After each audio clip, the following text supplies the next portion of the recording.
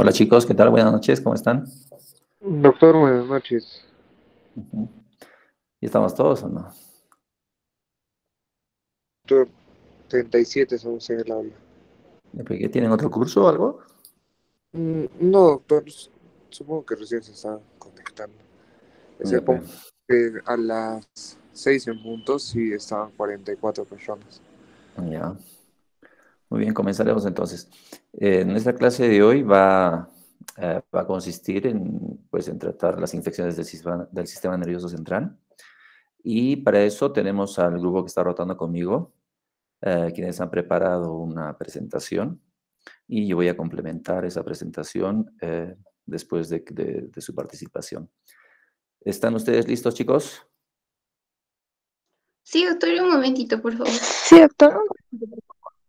Ya, listo. ¿Qué dices, Juan Diego? Doctor, tal vez mis compañeros pueden poner asistencia presente. Sí, sí, por favor.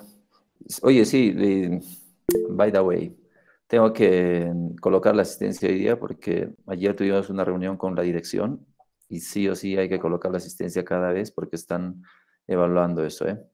Cada clase vamos a tener que colocar la asistencia de inmediato en el aula virtual y ya pues, para tenerlos presentes ahí. Sí, también, doctor. También dijo que iba a ser un porcentaje de la nota y Así que es. si no tenían las asistencias, no podían rendir el examen. Sí, pues sí, quedamos, ¿no? En el 20%. No era 25, doctor. No, 20 no, 20 no. No lo subas, pues, Juan Diego. Juan Diego. Siempre la defensa de sus compañeros. Bueno, doctor, está bien. Listo. Creo que ya te colocaron, es sí, 25. ¿De qué se está tratando Alexandra Pamela Valladares? Danerín Junior Riveros. Esas dos le quitamos un punto, ¿no? Por reclamonas.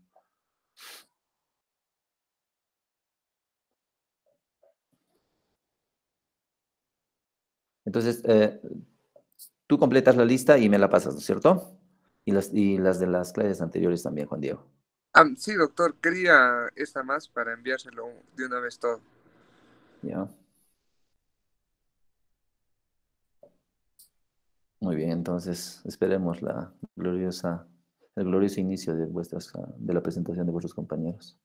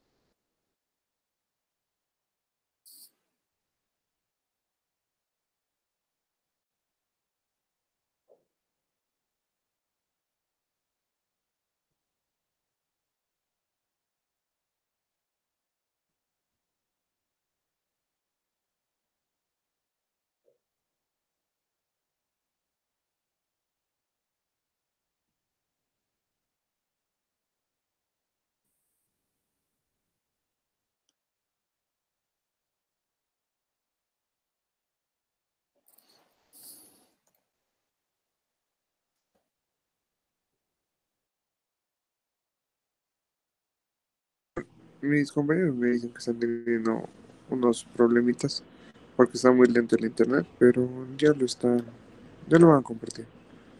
Ya.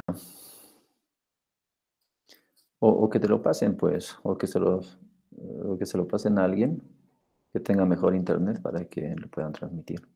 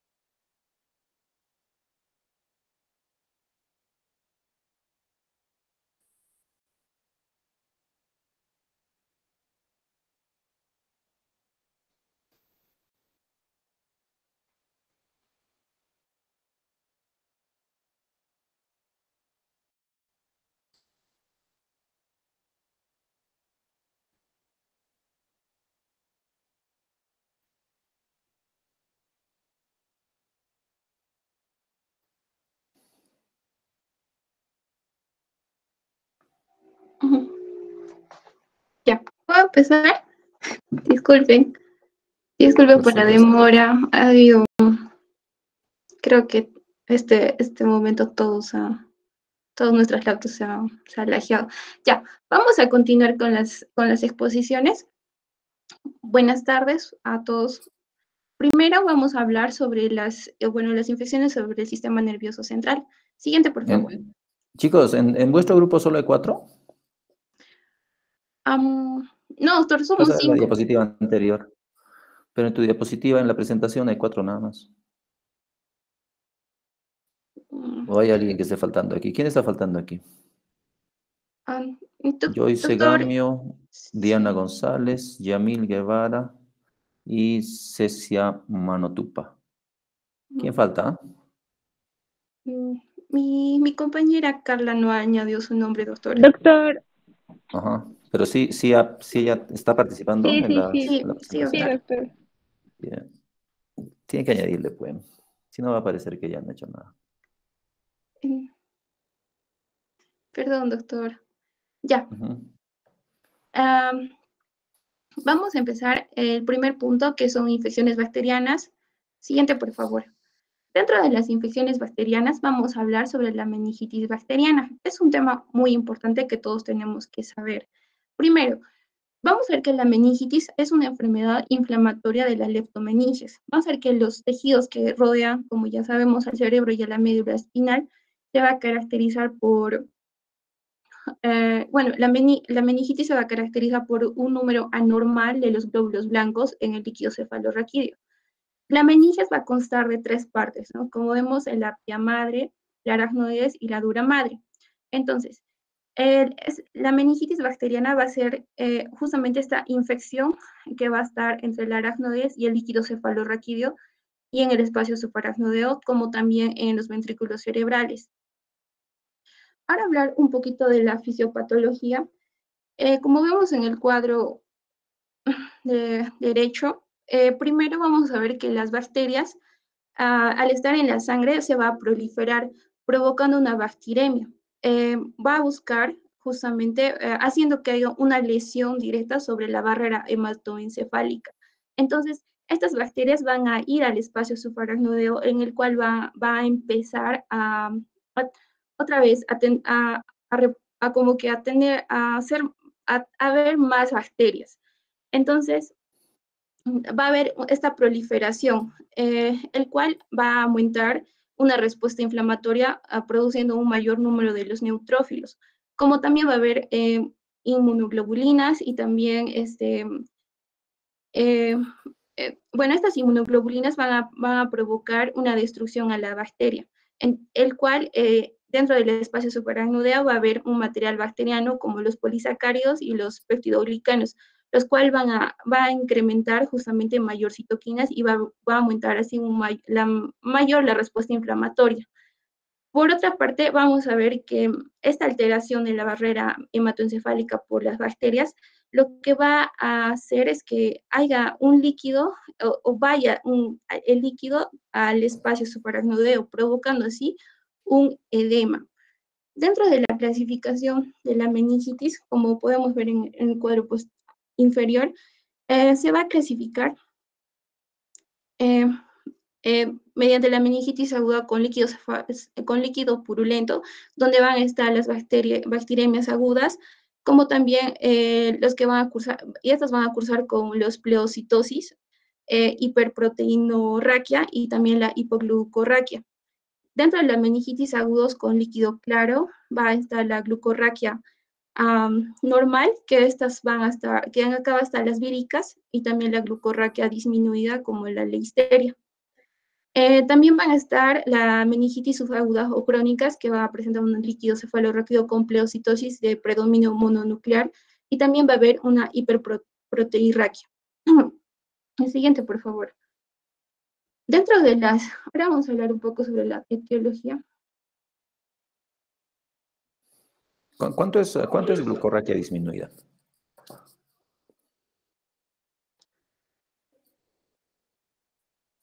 Mm, ah, ¿Cuánto es el valor normal de la glucosa en líquido cefalorraquídeo?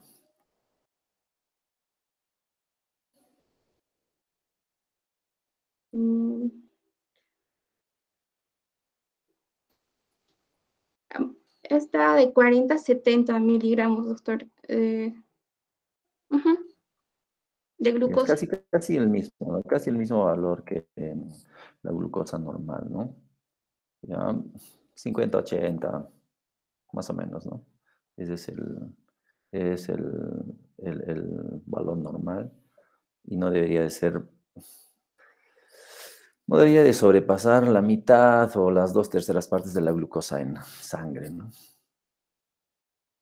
¿Y cuánto es la proteína en sangre? ¿Cuánto es la proteína normal en sangre?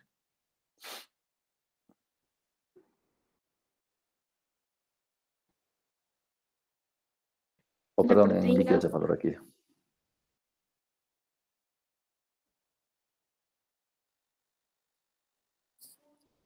¿Alguno de los compañeros? ¿Uno de tus compañeros? ¿Cuál es la proteinorraquia normal? ¿Cuándo llamamos hiperproteinorraquia? Porque eso es importante, ¿no? A la hora de que ustedes den el diagnóstico de una meningitis bacteriana, o una meningitis viral, o una meningitis tuberculosa, ¿no? Mira, Jocelyn dice 15 de a 15 a 60, doctor. 60. Ajá. Sí, sí. Muy bien. Eso es importante, ¿no? Tener el cuadrito, por ejemplo, aquí en lo de meningitis bacteriana, elaborar un pequeño esquema de cuáles, por ejemplo, cuáles son los valores anormales, ¿no? Del estudio bioquímico en un líquido cefalorraquídeo. Eso es importante, ¿no? Sí, doctor, está más adelante ahora que Ok. me hice recordar. Ya, vamos a hablar sobre la etiología. Bueno, vamos a ver que, bueno, la etiología he podido encontrar un cuadro sobre, para clasificarlo mediante las edades, ¿no? Cuando hay menores de 3 meses, vamos a ver que en mayor proporción va a estar el Streptococcus agalactiae, como también las enterobacterias y la Listeria monocitogénesis. De 3 meses a 5 años va a estar la Listeria meningitidis y el Haemophilus influenzae. De 5 a 20 años va a estar la Neisseria meningitidis y el Streptococcus pneumoniae, y de 20 a 55 años va a estar el Streptococcus pneumoniae y la Neisseria también. Y mayores de 55 años va a estar el Streptococcus pneumoniae y las enterobacterias, como también la Listeria. En cuanto a situaciones específicas, vemos en el embarazo y en el puerperio, en el alcoholismo o también en pacientes inmunosupresos va a estar en mayor proporción la Listeria monocitogénesis. En una intervención neuroquirúrgica previa, vamos a ver el Staphylococcus aureus o las Pseudomonas aeruginosa también. Una derivación del líquido cefalorraquídeo, también el Staphylococcus epidermidis, en una fractura de base de cráneo. Va a estar el Streptococcus pneumoniae y el Haemophilus influenzae. Va a haber también el endocarditis. En la endocarditis infecciosa va a estar el Staphylococcus aureus. En un déficit de complejo de ataque a membrana por el sistema de complemento va a estar la Neisseria meningitidis. En la hiperinfestación por estrongiloides estercolaris va a estar en las enterobacterias, ¿no? VIH va a estar el Streptococcus neoformans o la Mycobacteria tuberculosis. Tenemos que tener en cuenta Cryptococcus. Bueno, dentro de todos estos se puede otra vez ver que el Streptococcus pneumoniae es la causa más frecuente en la meningitis en pacientes adultos más de 20 años y niños. Y la Listeria meningitidis es la causa más frecuente de la meningitis en niños y en jóvenes de 2 a 20 años de edad. Y el Coccus agalactiae y el E. coli son las causas más frecuentes en una meningitis de recién nacidos. Hay que tener también en el cuadro anterior sobre la clasificación de las meningitis. La Listeria de monocitogénesis es muy importante porque esta va a estar casi en los 3 tipos. Entonces, esta puede estar en los neonatos, en personas embarazadas, en pacientes trasplantados también, o tratamiento con corticoides, o también inmunodeprimidos, van a ser la causa más común en pacientes, en estos tipos de pacientes. Siguiente, por favor. Ahí en este cuadrito anterior, esa tabla con las bacterias en las situaciones específicas, eso es muy importante y es muy importante que ustedes conozcan Generalmente vienen los exámenes de preparación, en los exámenes para el estudiantado. Estas preguntas así puntuales son bien importantes. Estudien este cuadro. ¿Ya? Ahora, la clínica, vamos a ver que la clínica clásica de la meningitis aguda bacteriana va a ser la fiebre, cefalea y rigidez de nuca.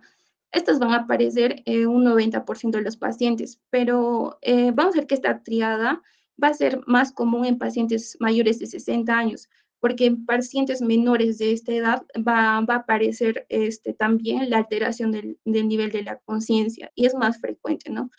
Otros signos va a estar las náuseas, vómitos, la fotofobia. Vamos a ver que hay dolor, cefaleas, va a haber fiebre superior a 38 grados, va a haber rigidez en el cuello, va a haber también la escala de Glasgow es menor a 14. Va a haber convulsiones y estas convulsiones va a ser más generalmente por la listeria, ¿no? Ahora, la irritación meningia es muy importante. Bueno, el examen de la irritación meningia es muy importante hacerlo, ya que muchos pacientes no lo ven, no suelen aquejarse. Entonces, nosotros al decir al paciente que flexione pasivamente o activamente el cuello, entonces vamos a ver que vamos a ver que el paciente llega a tener una incapacidad para poder tocar el pecho con la barbilla.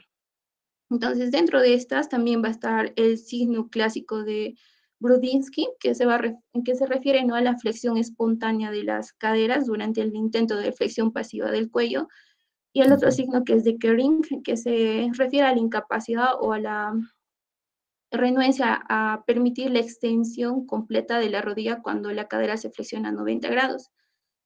Esta prueba se va a hacer por lo general en posición supina, ¿no? Pero bueno, el artículo que he podido leer sobre estos signos no es tan sensible hoy en día, porque estos signos, tanto como la triada, fueron como que descritos más de 100 años anteriores. Ahora, en cuanto a vamos a ver que la presión intracraneal va a estar elevada. Esta o sea, se va a manifestarse a través de una disminución de la conciencia, va a haber, como ya hemos aprendido, el papiledema, una midriasis o parálisis del sexto par craneal. También puede haber una postura de descerebración. En los casos más graves, va a llegar a producir una herniación cerebral y una muerte, ¿no? Vamos a ver que también otro signo que se puede ver en la meningitis meningocócica es, va a haber maculopatías, estas van a ser difusas y va a ser rápidamente, se va a convertirse en petequias. Siguiente, por favor. Dentro de las pruebas de diagnóstico, vamos a ver que realmente la meningitis bacteriana, esta se va a hacerse a través de los análisis citológicos, bioquímicos y microbiológicos del líquido cefalorraquídeo. Entonces, como primera examen tal vez que tenemos que hacer justamente son los exámenes de sangre. En acá se va a analizar justamente, se tiene que hacer el hemograma completo, para poder diferenciar posteriormente, ¿no?, el reencuentro de plaquetas. También en este examen se tienen que hacer 2 hemocultivos aerobios de volumen apropiado. Acá también se tienen que hacer los electrolitos séricos y la glucosa, también el nitrógeno ureico en sangre, las concentraciones de creatinina, que posteriormente eso se va a relacionarse también con el examen de líquido cefalorraquídeo. Vamos a ver que por lo general va a estar elevado los glóbulos blancos en el examen de sangre. Como siguiente prueba tenemos que hacer la punción lumbar. Esta se va a hacerse a nivel de la L3 y la L4. Bueno, para hacer la punción lumbar, tenemos que recordar que no podemos hacerlo así por así, y más en la clínica que podamos tener en estos pacientes, porque el paciente puede presentar un edema cerebral difuso o puede tener una lesión o una masa, ¿no?, que está ocupando el espacio, el espacio. Entonces, esto va a ser una contraindicación para poder hacer la punción lumbar. Entonces, para ello es muy necesario hacer siempre el examen de ojo para ver si es que no haya un papiledema, ¿no? Y también la TC, antes de hacer una punción lumbar. Entonces, en la actualidad vamos a ver que se han establecido varios criterios clínicos para los cuales, antes de hacer una TC, y los cuales en ellos es que no se tiene que hacer en pacientes inmunocomprometidos con antecedentes eh, de algún trauma del sistema nervioso central o convulsiones de nuevo inicio o un papiledema o un nivel anormal de conciencia o un déficit neurológico focal. Entonces, si digamos tenemos un paciente que tenga todas estas características o una de ellas, entonces no podemos hacer la punción lumbar. Entonces lo que se va a hacer es que la punción se va a referir o se va a retrasar. Entonces, si sabemos muy bien que la punción lumbar es muy necesario para poder diagnosticar una meningitis bacteriana, lo que se tiene que hacer es justamente iniciar, ¿no? La terapia antimicrobiana.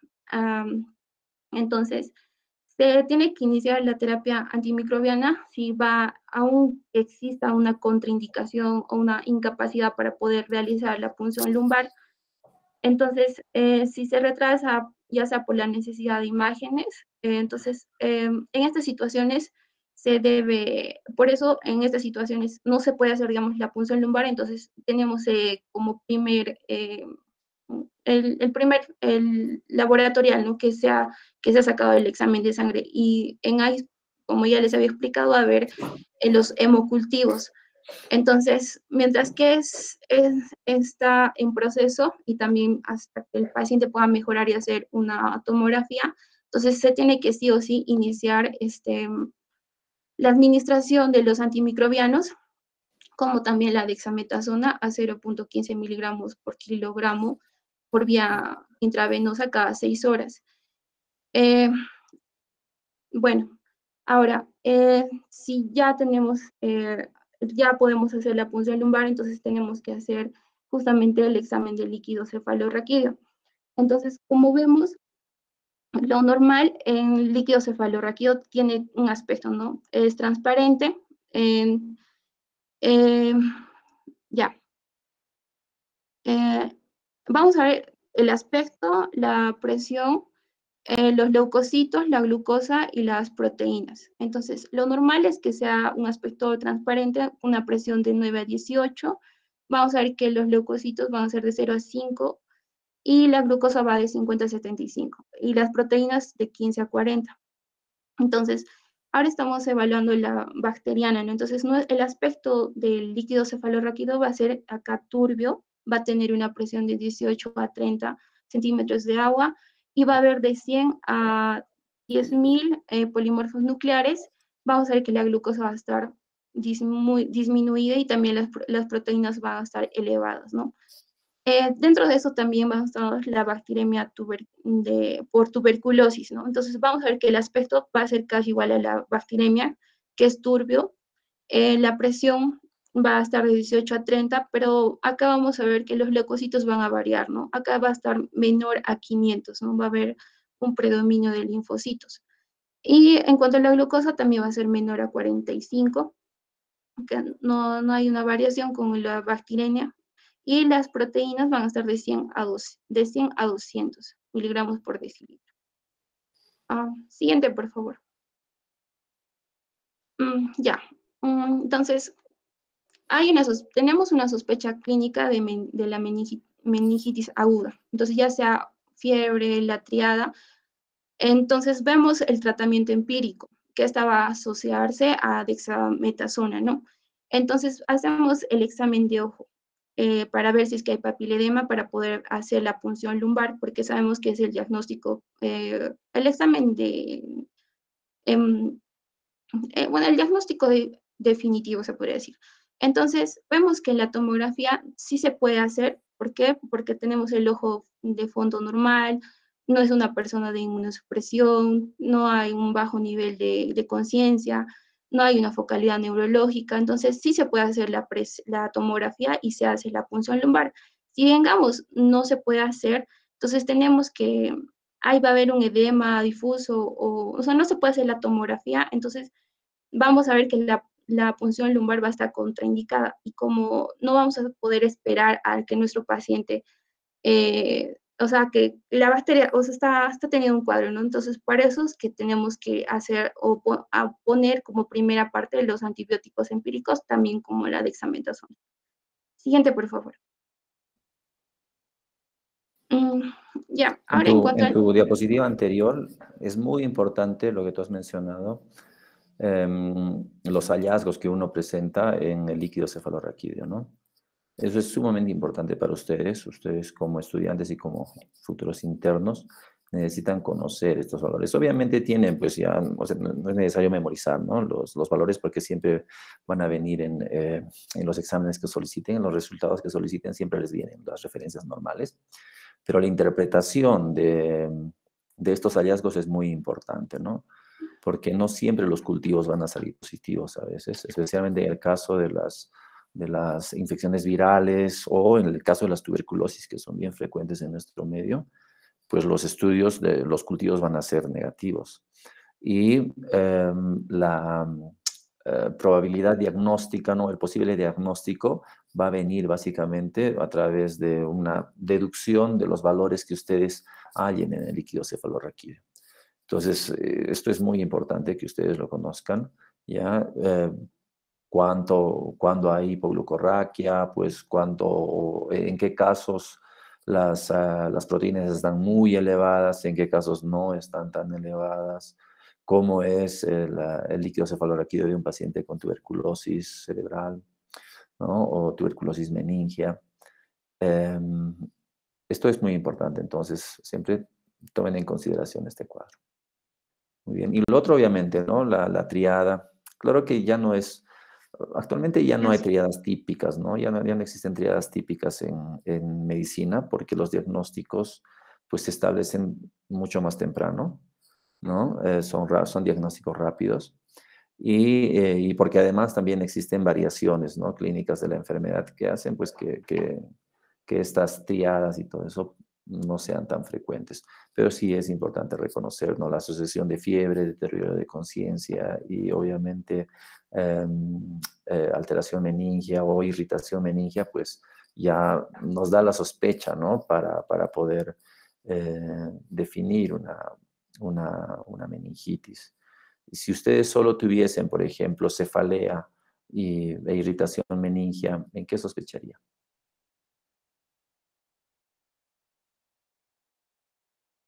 Cefalea, irritación Doctor, meningia sin fiebre. Es una hemorragia, doctor. Una hemorragia intraparenquimal. Doctor, si fue subaracnoidea. súbita, subaracnoidea. Ya, una hemorragia subaracnoidea, ¿no? Cefalea asociada a irritación, a signos de irritación meningia, que son los típicos, ¿ah? En una hemorragia subaracnoidea también van a encontrar rigidez de nuca, si quieren, pueden encontrar signos meningios, igual que los ha descrito aquí vuestra compañera. Pero ahí el diagnóstico va a ser diferente, ¿no? Entonces, probablemente la fiebre sea el signo que nos pueda dar cierta mayor inclinación en nuestro diagnóstico definitivo. A veces la fiebre en inmunosuprimidos pues no es muy alta, no es muy evidente, ¿no? Y ahí se pueden confundir los diagnósticos. Entonces, una tomografía, un estudio de imágenes, una punción lumbar nos van a ayudar a determinar el cuadro, ¿ya? Y el hemograma también, ¿no? El hemograma que es importante en todo proceso infeccioso. Reactantes de fase aguda, ¿no? Si uno sospecha en infecciones, pues sí o sí tiene que pedir reactantes de fase aguda desde el inicio, PCR, DSG, ¿no? Y a través de estos más o menos ir orientando su cuadro, ¿no? Si ustedes sospechan una meningitis, ¿no? En un paciente con un recién nacido, un neonato, pues le van a realizar punción lumbar. Porque, bueno, las fontanelas no están tensas, probablemente no haya mucha hipertensión intracraneal. ¿Le realizaría una punción lumbar?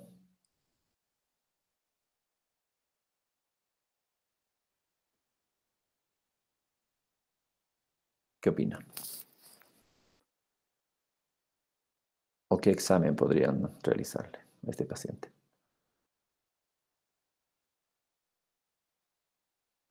Tenemos el caso, ¿no?, de un paciente que está hospitalizado con una meningitis, una ventriculitis, a quien se le ha colocado una deviación ventricular externa, ¿no? Mira, Andreu dice, ecografía fontanelar, sí, se le hace para ver si tiene hidrocefalia, pero ¿cómo definimos si ese paciente tiene meningitis? Doctor, por un cultivo Examen de de sangre. sangre. Perdón, ¿un cultivo? En sangre, doctor. No me Un cultivo. cultivo en sangre. Pero eso no nos va a dar el diagnóstico de una meningitis, ¿no? El paciente puede tener además algún otro proceso infeccioso. mm, No nos va a dar el diagnóstico de meningitis. ¿Cómo diagnosticamos meningitis en un paciente en un neonato? Sí se le hace estudio de líquido cefalorraquídeo. ¿Pero dónde?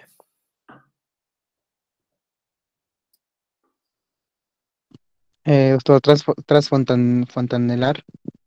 Sí, se le hace una punción transfontanelar, ¿no? A través de las fontanelas abiertas se puede realizar una, una punción transfontanelar con guía ecográfica, si es que uno no está muy seguro, o si es que el parénquima no es muy grueso aún, ¿no? Pero si es que el parénquima es laminar, ¿no? El paciente tiene mucha hidrocefalia, la macrocefalia es evidente, pues se puede realizar eh, una punción transfontanelar y obtener líquido transfontanelar. Y ese líquido pues se envía para cultivo, para estudio citológico, bioquímico. Tiene la misma respuesta tiene los mismos resultados que una punción lumbar, pero punciones lumbares en neonatos son bien complicadas, ¿no? Son bien difíciles y pueden tener el riesgo de dañar la dura o algunas raíces nerviosas. Entonces, la punción lumbar en pequeños no es muy sencilla, tampoco es muy recomendada siempre y cuando las fontanelas estén abiertas. Muy bien, puedes continuar, por favor. Ya. Vamos a hablar ahora sobre el tratamiento. Bueno, en una meningitis neonatal se va a dar ampicilina más cefataxima, Cefotaxima. de primera elección, ampicilina más gentamicina. Un niño o adolescente o adulto sin otros factores de riesgo se les va a dar cefalosporina de tercera generación, como la ceftriaxona o ¿Y, cefotaxina más y por qué en la meningitis neonatal la ampicilina? Porque mira, no entra en ninguna de las otras. ¿Por qué es importante la ampicilina? ¿Por qué no le puedo dar ceftriaxona? O, Porque cubre el listerio. ya, por la listeria, ¿no es cierto? La listeria, eh, pues la ampicilina es el tratamiento de elección para la listeria, ¿no? Eso es importante. ¿Ya? Muy bien, continúa, por favor. En pacientes mayores de 50 a 55 años con inmunodepresión celular o signos de rombocefalitis se va a dar cefalosporina de tercera generación más vancomicina más ampicilina. En pacientes con meningitis tras un ATC abierto o intervenciones neuroquirúrgicas se va a dar una ¿Qué es TCE? cefalosporina. ¿Qué es TCE? Traumatismo, doctor. Traumatismo craneoencefálico, imagino, Encefálico ¿no? abierto. Ujú, ya. Una cefalosporina con actividad antipseudomónicas o meropenem más line sólido vancomicina. En meningitis portador de derivación de LCR se da vancomicina o line sólido más la retirada del dispositivo, ¿no? También, bueno, se ha visto que en la meningitis neonatal se da dexametasona por 4 días para poder cuidar, por sí decir, doctor, los nervios craneales, es lo que le digo. Ujú. Siguiente, por favor. ¿Cuál era el germen responsable de una meningitis en pacientes portadores de derivación ventrículo-peritoneal?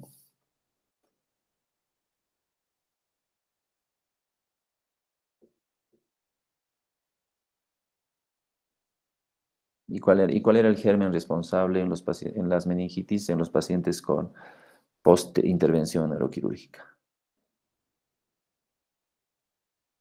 Lo has mencionado al inicio, ¿no? Así, doctor. Em, postquirúrgico, doctor, estarían los, claro, piógenes, claro, el estreptococo piógenes, doctor. ¿Qué opinan, chicos? ¿Qué dijo vuestra compañera? Aureus, Streptococcus aureus. No hay, pues no existe el Streptococcus aureus. En una intervención previa. El Streptococcus aureus no existe. Staphylococcus, doctor, disculpe. Ya, Staphylococcus aureus, ¿no? Y en el caso de una meningitis, bueno, eso recuerden, ¿no? ¿Ya? En pacientes post intervención quirúrgica, neuroquirúrgica, el germen pues es generalmente Staphylococcus aureus, ¿no? Y en el caso de un portador de derivación ventrículo-peritoneal.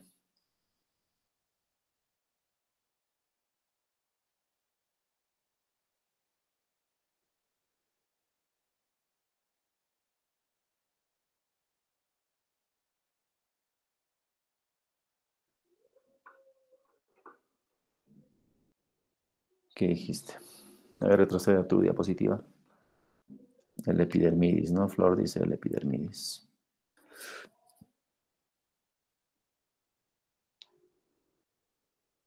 ¿Qué dice ahí? ¿No? Derivación del SR, Staphylococcus epidermidis. Esa también es otra, es otro agente importante en neurocirugía porque muchos de nuestros pacientes pasan a derivaciones ventriculoperitoneales, ¿no? Y muchas de estas infectan. Entonces es importante recordar qué tipo de germen es responsable de este tipo de infecciones, ¿no? En general, el tratamiento de estos pacientes que tienen meningitis con infecciones de sus derivaciones o de los líquidos cefalorraquídeos, pero con pacientes con derivaciones de ventrículo-peritoneales, pues el retiro del sistema es casi ineludible, ¿no? O sea, es obligatorio. Y como se retira el sistema, también se le hace un cultivo del líquido cefalorraquídeo desde el sistema. Y uno puede detectar a ese nivel el germen asociado, ¿no? Es frecuente el Staphylococcus epidermidis, pero también les diré que en la práctica es muy frecuente también, inclusive los estreptococos son muy frecuentes, hasta E. coli, ¿no? En el caso de repente de contaminación abdominal, ¿no? En el caso de la contaminación del catéter, ¿no? Que se ha insertado en la vía, en el espacio intraperitoneal, pues son frecuentes estos anaerobios, ¿no? E. coli, ¿ya? Y eso es importante a la hora de realizar el estudio de estos pacientes, ¿no? Un estudio de líquido cefalorraquídeo sí o sí es mandatorio en estos pacientes, y no porque estos pacientes tengan la derivación y la sospecha sea de Staphylococcus epidermidis, uno necesita iniciar específicamente el tratamiento para esto, ¿no? Si no, sí o sí uno tiene que hacer el estudio del líquido cefalorraquídeo, ¿no? Y retirar la derivación ventrículo-peritoneal. Avanza, por favor, avanza. Ya, ahora vamos a hablar sobre la meningitis por TBC. Vamos a ver que las formas de infección del sistema nervioso central debidas al Mycobacterium va a incluir la meningitis y también el tuberculoma y la aracnoides espinal. Pero ahora vamos a hablar solo sobre la meningitis. Entonces, esta se va a desarrollar más comúnmente como una complicación de la infección primaria progresiva en bebés y en niños pequeños y de la reactivación crónica de la basilemia en adultos, como la inmunodeficiencia, ¿no? En estos casos, o como también pacientes que son alcohólicos o en una desnutrición maligna. Dentro de los signos va a haber dolor de cabeza, fiebre, vómitos o alteración del sensorio. Vemos que va a ser casi igual a la meningitis bacteriana, pero vemos que en un estudio hecho por Reiner y sus colaboradores se vio que en la presentación subaguda fue en menos de una semana. La presencia de los signos neurológicos se observaron alteraciones tanto en la conciencia como cambios de personalidad y también que llegaron a coma, ¿no? Em, También se vio la parálisis de los nervios craneales. Por otra parte, vemos que estos pacientes con meningitis tuberculosa generalmente van a progresar en 3 fases. La primera fase es la prodrómica, que es la temprana, que va a durar de 1 a 3 semanas, y esta se va a caracterizar por la aparición insidiosa de un malestar general, va a haber cansancio, va a haber dolor de cabeza, va a haber febrículas y también cambios de personalidad. En la fase meníngica va a seguir con signos neurológicos más pronunciados, va a haber vómito, letargo o confusión. En la fase paralítica vamos a ver que va a haber, sobreviene, ¿no?, el ritmo de la enfermedad y esta va a acelerarse rápidamente, va a haber confusión, va a haber estupor y pueden llegar también al coma, ¿no? También acá va a haber convulsión. Siguiente, por favor. Dentro de las complicaciones, va a haber, generalmente van a ser focales. Las convulsiones generalmente van a ser sí. Dentro de las complicaciones, vamos a tener los accidentes cerebrovasculares. Esto es una complicación incapacitante de la meningitis tuberculosa. Generalmente con frecuencia va a haber una hemiplegia densa, ¿no?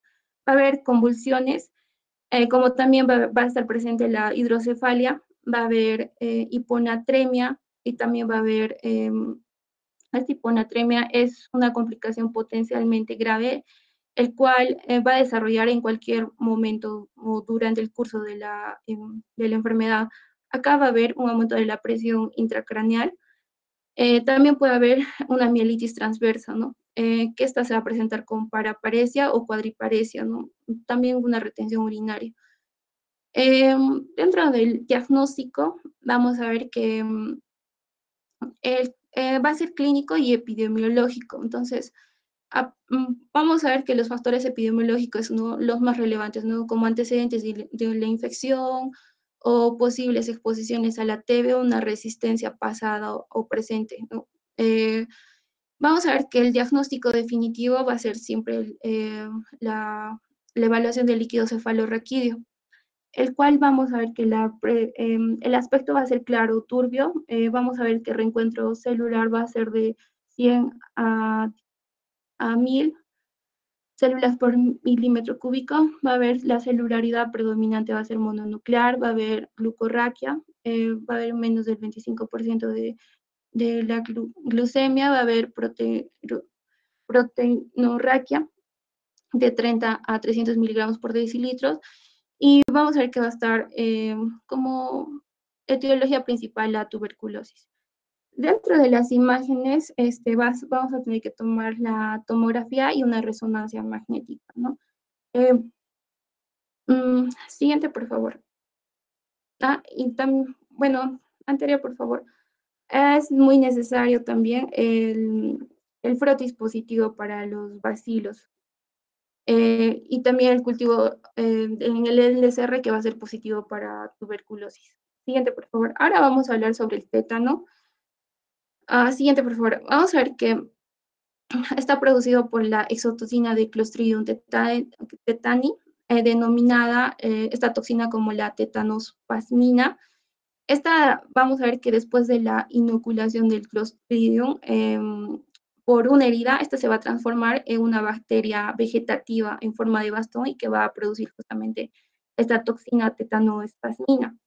Esta va a llegar a la médula espinal y al tronco del encéfalo a través del transporte axonal retrógrado dentro de la neurona motora. Pasa a través de la sinapsis para poder bloquear la liberación de los neurotransmisores, inhibiendo así a este nivel las terminales presinápticas que van a conectar con las neuronas motoras. Normalmente vamos a ver que esta inactivación de los neurotransmisores va a ser por te va a darse en la asta anterior por el GABA, ¿no? El GABA va a ser fisiológicamente su inhibidor que va a inhibir la actividad motora. Entonces, por lo tanto, al inhibir la liberación de este inhibidor, la toxina tetánica va a dar lugar a una hiperactivación de la neurona motora del asta anterior y del sistema nervioso autónomo. Entonces, por lo cual va a haber una hipertonía muscular, va a haber espasmos dolorosos y va a haber una inestabilidad autonómica generalizada.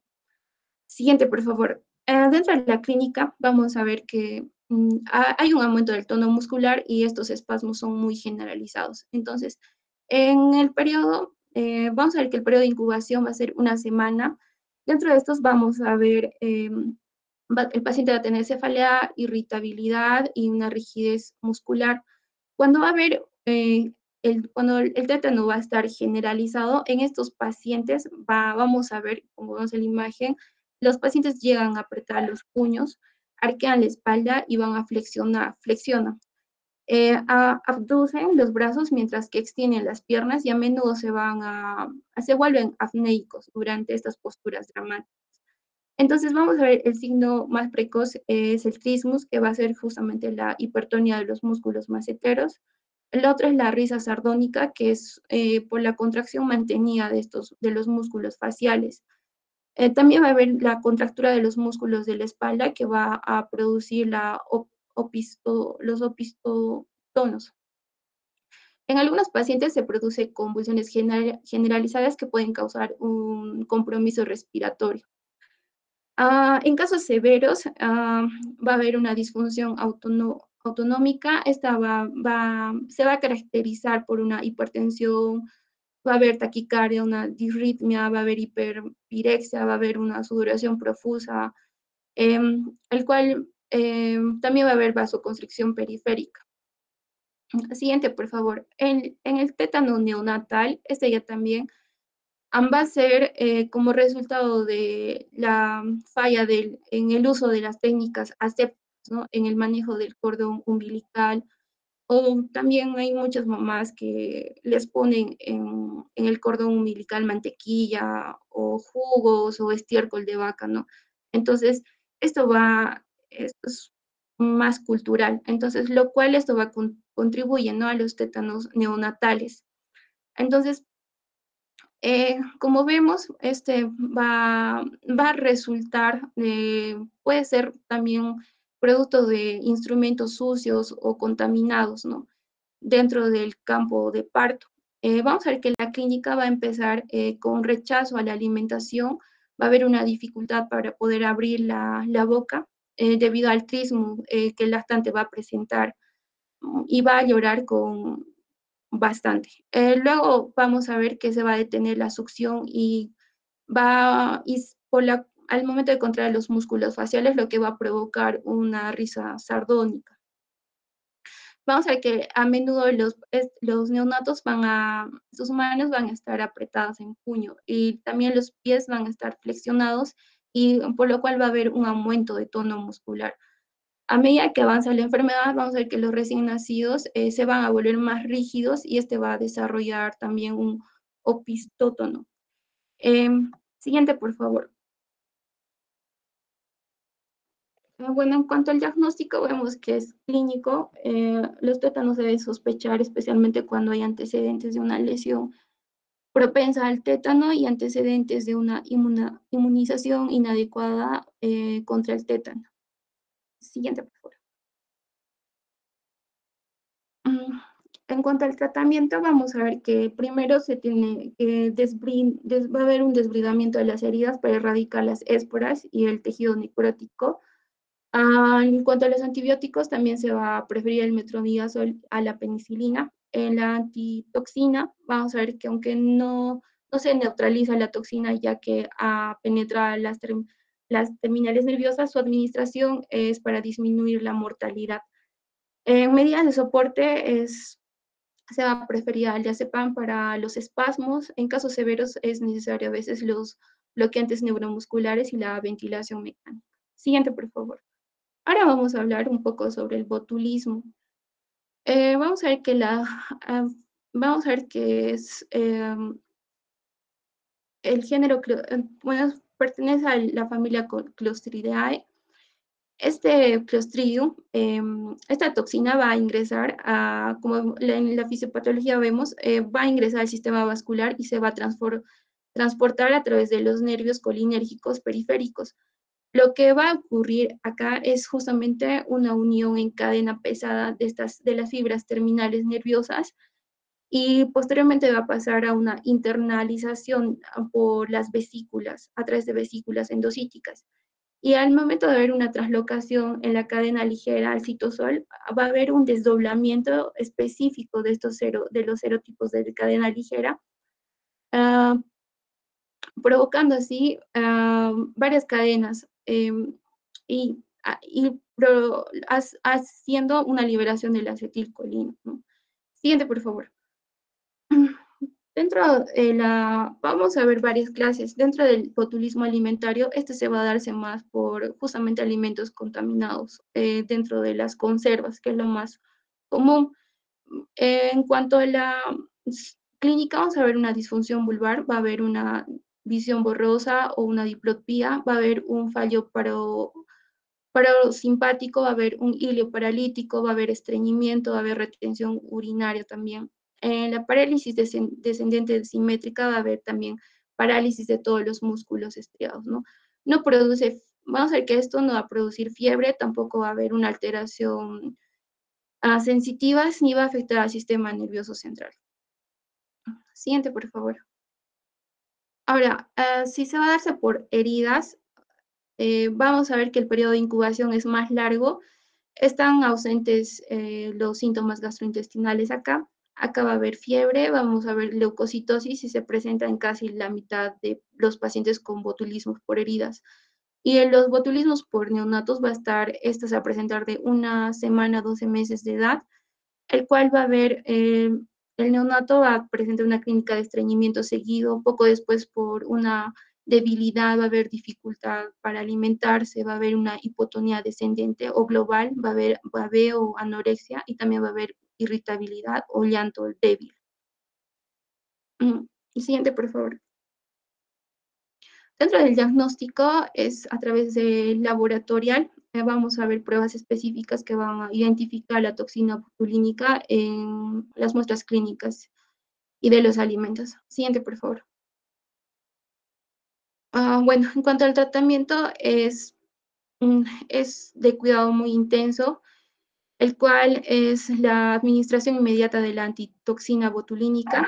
Se va a darse medidas de soporte vital, incluyendo la intubación si es necesaria, una ventilación mecánica en casos de fracaso respiratorio. Se les va a dar eméticos, laxantes, también antibióticos como la penicilina, solo se recomienda en botulismos por herida, ¿no? Siguiente, por favor.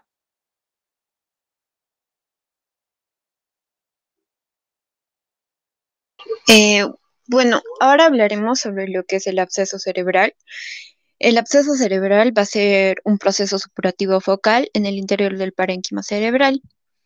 Este va a pasar principalmente por lo que son 2 fases. La primera fase va a ser de cerebritis alrededor del foco necrótico y la segunda fase va a ser la formación de una cápsula de tejido de colágeno con gliosis pericapsular.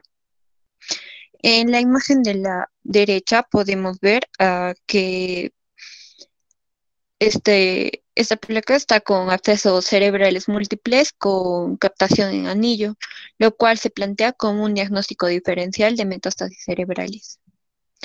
Siguiente, por favor.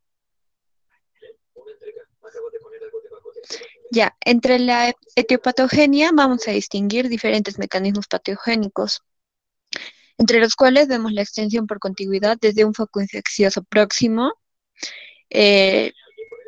la diseminación hematógena desde un foco infeccioso lejano y postquirúrgicos y postraumáticos. Por la extensión por contigüidad vamos a ver la sinusitis, otitis, mastoiditis y osteomielitis. En la diseminación hematógena podemos ver los que está el pulmonar, en cardiopatías, fístulas auriculoventriculares, en la osteomielitis y en las infecciones intraabdominales principalmente. Podemos ver postquirúrgicos y postraumáticos en traumatismos penetrantes o en fracturas de base de cráneo. Siguiente, por favor. Ya.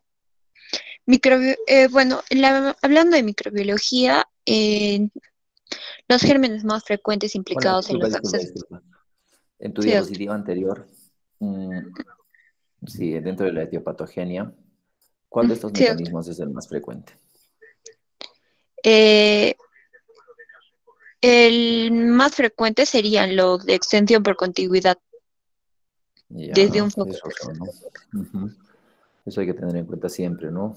Cuando tenemos pacientes con abscesos cerebrales, siempre hay que pues, evaluar si es que han tenido mastoiditis, si es que tienen otitis, sinusitis, si es que tienen algún absceso periapical, osteomielitis, ese tipo de cosas, ¿no? Muy bien, lo otro aquí es que en el caso de la diseminación hematógena, eh, como es hematógena, en este caso los focos pueden ser múltiples, ¿no? Ya, y eso es importante. Cuando uno tiene múltiples abscesos dentro del, múltiples abscesos cerebrales, uno tiene que sospechar de que existe una diseminación hematógena, de repente una endocarditis o alguna otra infección como las que tú estás mencionando ahí, que estén dando varios focos de diseminación, ¿no? Muy bien, continúa, por favor. Está bien, doctor. Bueno, siguiendo con la exposición, vemos que los gérmenes que están implicados más frecuentemente en lo que son los abscesos cerebrales están presentes en la familia de los estreptococos. En el caso de lo que es el tipo de abscesos originados ya sea por un TEC o ya sea quirúrgicos, está presente en lo que son los estafilococos aéreos. También tener presente que en el caso de lo que son los cultivos, un cuarto de estos van a hallarse estériles y en el caso de lo que son, en el caso que se hallen con presencia de gérmenes, estos van a presentar un porcentaje muy variable, que se va a presentar de un 10 a 90%. La clínica también se va a manifestar principalmente con lo que es una tríada típica de la hipertensión intracraneal, cuyo síntoma más frecuente va a ser la cefalea, que se da en un 80% de los casos.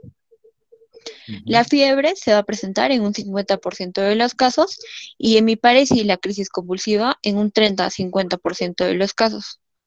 En ese caso, ¿cuál sería la tríada clásica? Sería la cefalea, la fiebre y el cuadro de focalidad neurológica. Siguiente, por favor. A diferencia de repente de las meningitis, recuerden, era cefalea, fiebre y... ¿Cuál era el otro de las meningitis? Signos meningios. La rigidez. Los signos meningios, ¿no? Cefalea, fiebre, signos meningios para meningitis. Pero si uno tiene cefalea, fiebre y focalidad neurológica, pues un absceso, ¿no? Es lo más probable. Muy bien, continúa. Siguiente, por favor. Ya. En el caso del diagnóstico, se va a utilizar la tomografía computarizada porque con contraste, porque esta tiene una sensibilidad que es cercana al 100%.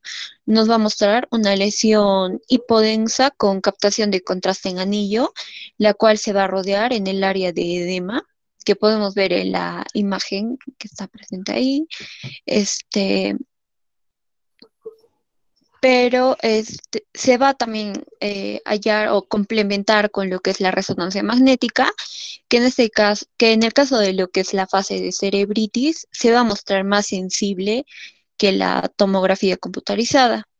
Y en caso de duda, la secuencia clave de lo que es la resonancia magnética en difusión va a ser importante, ya que en los abscesos que restringen de forma muy llamativa, se van a va a resultar lo que son hipertensos en la hipertensos en la resonancia magnética. También se puede hacer lo que son hemogramas que nos pueden lanzar lo que es una leucocitosis, una elevación de velocidad de sedimentación globular y de proteína C reactiva. La punción lumbar va a tener un bajo rendimiento y por lo tanto no es muy indicada, ya que puede provocar lo que es una herniación cerebral. Ujú. ¿Qué otras patologías presentan captación de contraste en anillo? La metástasis, el absceso cerebral, toxoplasmosis, el linfoma, ¿Y qué más? Uno muy importante, glioblastoma multiforme. el glioblastoma multiforme. Muy bien, continúa. Siguiente, por favor.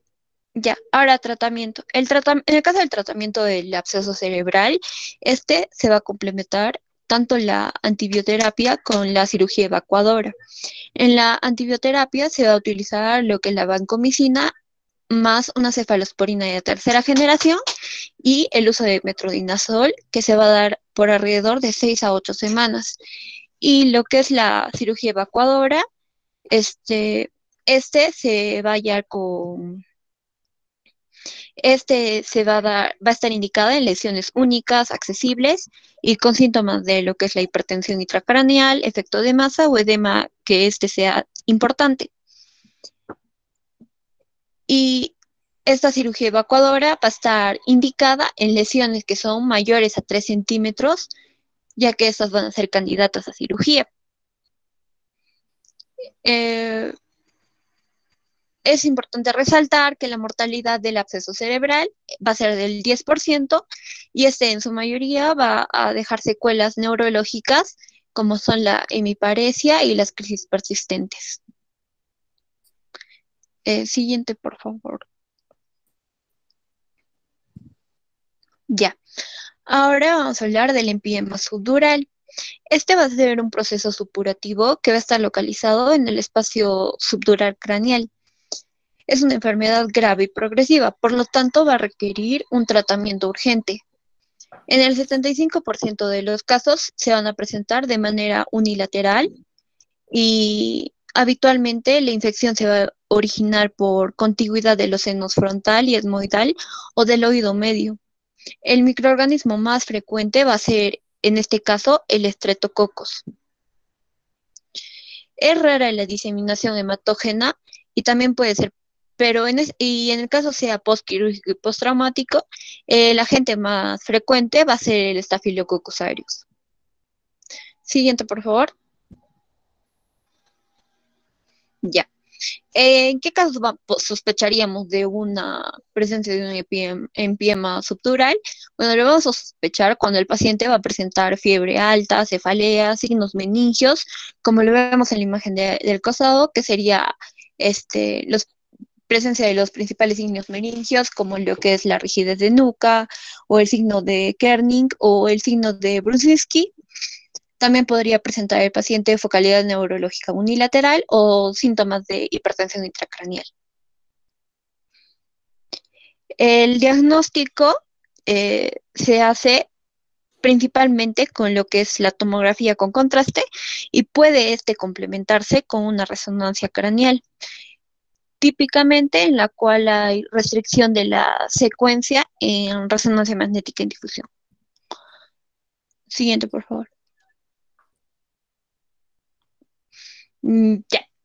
Para hacer el tratamiento, se va a necesitar de lo que es una evacuación quirúrgica, que va a ser de manera, bueno, de manera urgente para sacar lo que es el material purulento, mediante lo que es una craneotomía amplia, más lo que es antibioterapia, que va a ser similar a la que se utilizó en el absceso cerebral, que va a ser vancomicina, más cefalosporina de tercera generación, más lo que es el metronidazol, de 6 a 8 semanas.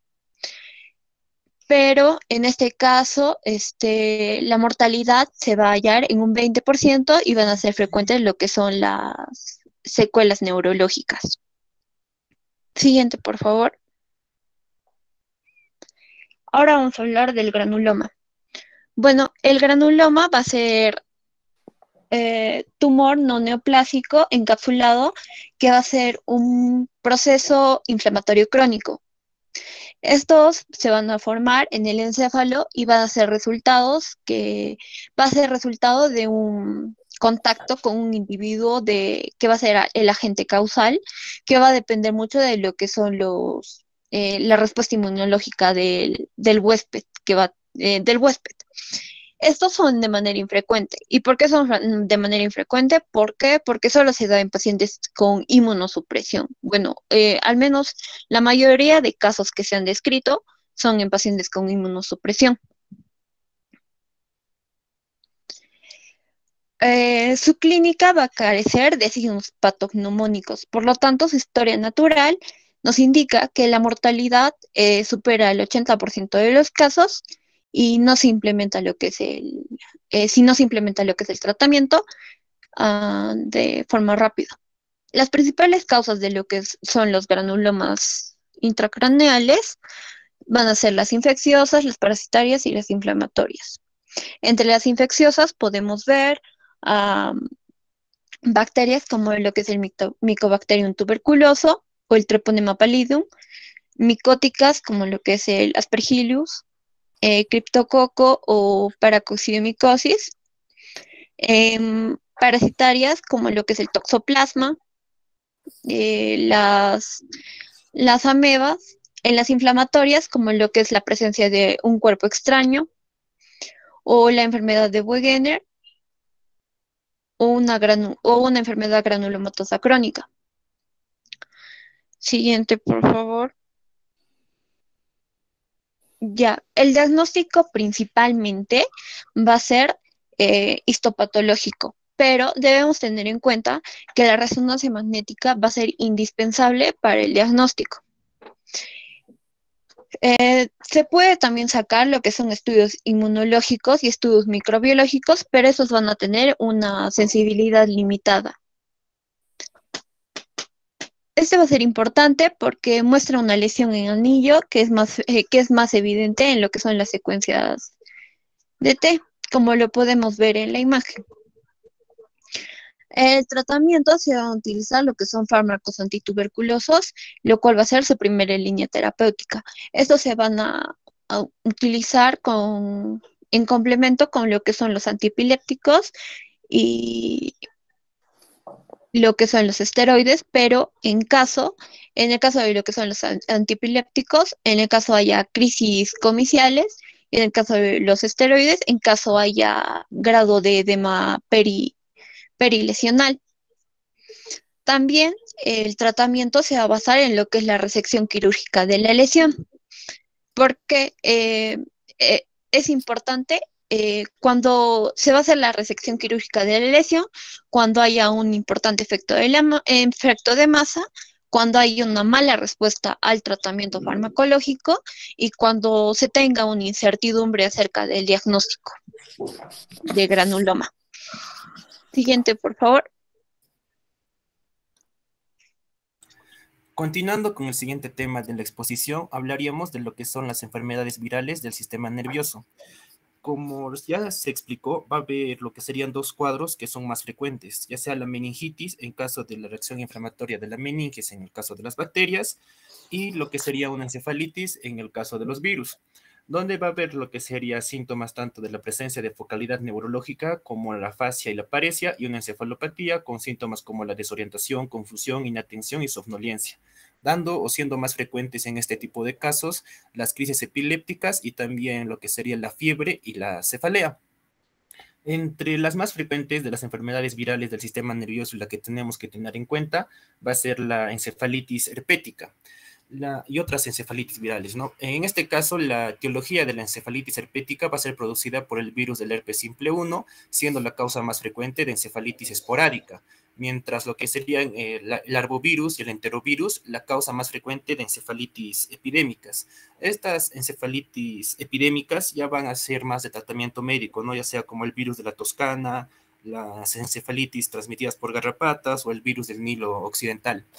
Para la clínica que va a diferenciarlas, de lo que sería de la meningitis, por ejemplo, va a haber síntomas de la infección, como ya les dije, va a ser más frecuente lo que es el fiebre y la malestar general. También va a haber síntomas de afectación del encéfalo, como la cefalea, la confusión, desorientación y agitación, y síntomas en sí de lo que sería la lesión del parénquima cerebral, en forma de lo que sería una focalidad neurológica cortical, como lo que sería una afasia y las crisis epilépticas focales hasta en un 50%. Ahora, tenemos que recordar que un meningismo con la alteración cognitiva, más crisis, más fiebre y la focalidad neurológica va a ser indicativo de lo que sería una encefalitis. Siguiente, por favor. Para lo que son pruebas complementarias, va a haber diversas entidades que podemos usar para lo que es el diagnóstico. Entre ellas vamos a tener característico lo que sería el LCR, donde vamos a encontrar en más del 95% de los casos la pleocitosis linfocitaria, una hiperproteinorraquia y una glucorraquia normal, ¿no? Que es diferente a otras, al meningismo bacteriano, ¿no? Y ahora, si es que aparte de estos hallazgos encontramos también abundantes hematíes, tenemos que pensar en una encefalitis necrohemorrágica por herpes simple. También acá en las pruebas complementarias disponemos de microbiología, donde la elección va a ser la reacción en cadena de polimerasa del líquido cefalorraquídeo, y también contamos con lo que serían los estudios de neuroimagen, ya sea tomografía computarizada o resonancia magnética, donde la imagen típica va a ser la afectación a nivel temporofrontal, ¿no? Ocasionando un síndrome temporofrontal, especialmente específico si es bilateral. La tomografía computarizada suele presentar lo que es un aspecto hipodenso, y en la resonancia magnética va a haber hiperintensidad, ya sea en las secuencias FLAIR y en las secuencias de difusión suele observarse lo que es una restricción. Y acá principalmente no suele afectar lo que serían los ganglios basales, lo que ayuda a diferenciarlo, por ejemplo, de un ictus de la arteria cerebral media. También se puede utilizar lo que es el electroencefalograma, donde se va a observar actividad epileptiforme. Como les dije, va a ser característico también en los síntomas, las crisis epilépticas, a nivel temporofrontal, ya sea unilateral o bilateral, donde también va a afectar predominantemente, como les digo, a la zona temporal, ya sea bilateral o también a la zona frontal. Siguiente, por favor. Por último, entre los exámenes complementarios vamos a tener ya la biopsia cerebral, que ya no se usa, pero esta va a ser la que va a tener mayor sensibilidad y mayor especificidad, usándose o indicándose ya en lo que serían casos dudosos o con mala respuesta al tratamiento para lo que sería el aclarar el diagnóstico. En el caso del tratamiento, vamos a comenzar con lo que es un tratamiento médico, siendo el tratamiento de elección el aciclovir intravenoso, donde se debe administrarse ante la mínima sospecha clínica sin demora y siendo su principal efecto adverso la nefrotoxicidad. Ya se va a guardar como último recurso la cirugía descomprensiva, estando indicado ya en aquellos pacientes que han complicado su situación, llevándolo a lo que sería una herniación oncal o aumentos incontrolables de la presión intracraneal. El pronóstico en sí va a alcanzar un 20% y va a alcanzar y de ellos, un 40% de los supervivientes tendrá secuelas discapacitantes, directamente relacionada principalmente con la edad del paciente, la demora del tratamiento y el nivel de conciencia que va a tener a la hora del ingreso. Siguiente, por favor. Ya, también entre lo que serían las encefalitis por virus o infecciones virales, vamos a tener lo que es la leucoencefalopatía multifocal progresiva, que va a ser una enfermedad de la sustancia blanca producida por lo que es el papovavirus JC, que aparece en pacientes ya inmunodeprimidos y presencia de múltiples lesiones desmielinizantes, como se ve en la imagen. En la histología se va a caracterizar principalmente por lo que serían inclusiones cristalinas dentro de los oligodendrocitos que ya van a corresponder a lo que sería el virus. En la clínica principalmente van a predominar lo que serían trastornos visuales como una hemianopsia homónima, el deterioro de las funciones mentales superiores, también va a ser característico lo que es la demencia y los trastornos de personalidad, y va a ser habitual lo que serían los déficits motores a medida que este va progresando. Siguiente, por favor. Ya, también las pruebas complementarias van a ser similares a la anterior, usándose la tomografía computarizada, viéndose lo que serían lesiones hipodensas en este caso, en la sustancia blanca, que no van a captar contraste ni van a presentar edema, siendo la resonancia magnética más sensible para detectar estas lesiones, ya sean bilaterales, asimétricas, confluentes, con restricción de secuencia de difusión en la periferia. También vamos a tener lo que es el uso del electroencefalograma, donde va a mostrar el enlentecimiento focal o difuso, y también el LCR, que va a ser típicamente normal. con una ocasional proteinorraquia y pilocitosis mononuclear. En un paciente con SIDA y clínica neurológica se debe descartar primero toxoplasmosis, pero si hay lesiones en el DATC que no van a captar contraste y no van a presentar el efecto de masa que posteriormente van a hablar, ¿no?, en el apartado de parásitos, tenemos que sospechar de esta enfermedad como una primera opción. El pronóstico en sí va a ser que es inevitable, ¿no? No va a existir tratamiento y va a ser fatal. Algunos ya consejos mejoran que es la reconstitución del sistema inmunitario, pero puede causar lo que es un síndrome de la reconstitución inmune que va a ser incluso peor que el tratamiento. Siguiente, por favor.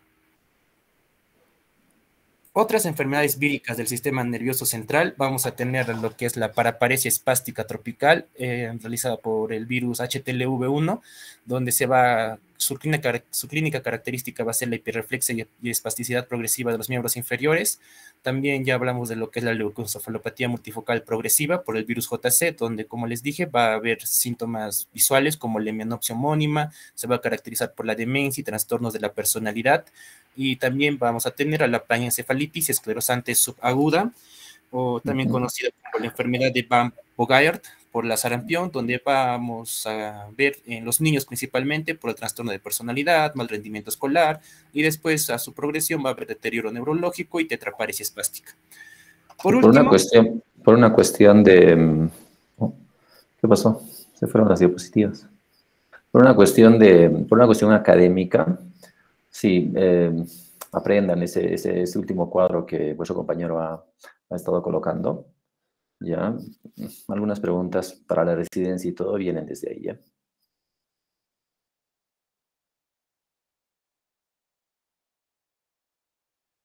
Ya. Ahora, continuando con la exposición, por último, entre lo que serían las enfermedades priónicas, ¿no?, que es un apartado ya diferente porque no son virus, vamos a tener a lo que es la enfermedad de Creutzfeldt-Jakob, que va a ser la característica entre estas enfermedades priónicas. ¿Qué son los priones si no son virus? Son proteínas, doctor, que están mal plegadas, por así decirlo. Y ya. La principal enfermedad o característica que va a haber va a ser la enfermedad de Creutzfeldt-Jakob. Entre estas puede ser debido al, por ejemplo, a CURU, que es el canibalismo, puede ser iatrogénico incluso, ya sea por un trasplante de córnea, injertos de dura madre, extractos hipofisarios, procedimientos neuroquirúrgicos. También lo que serían las enfermedades hereditarias. Estas tenemos que solo pensar que es en el cromosoma 20, ¿no?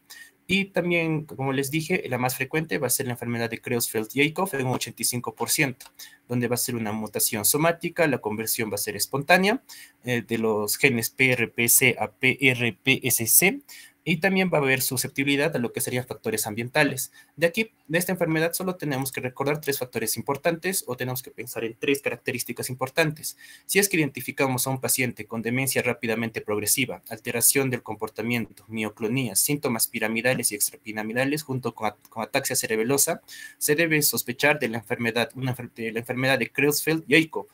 Y hay una variante de esta enfermedad dentro de las enfermedades priónicas, que es la enfermedad de las vacas locas, que va a diferir de la forma clásica en que aquí que va a aparecer más en lo que serían pacientes jóvenes y van a predominar lo que serían síntomas psiquiátricos junto con la ataxia sobre lo que serían síntomas como la demencia o las mioclonías.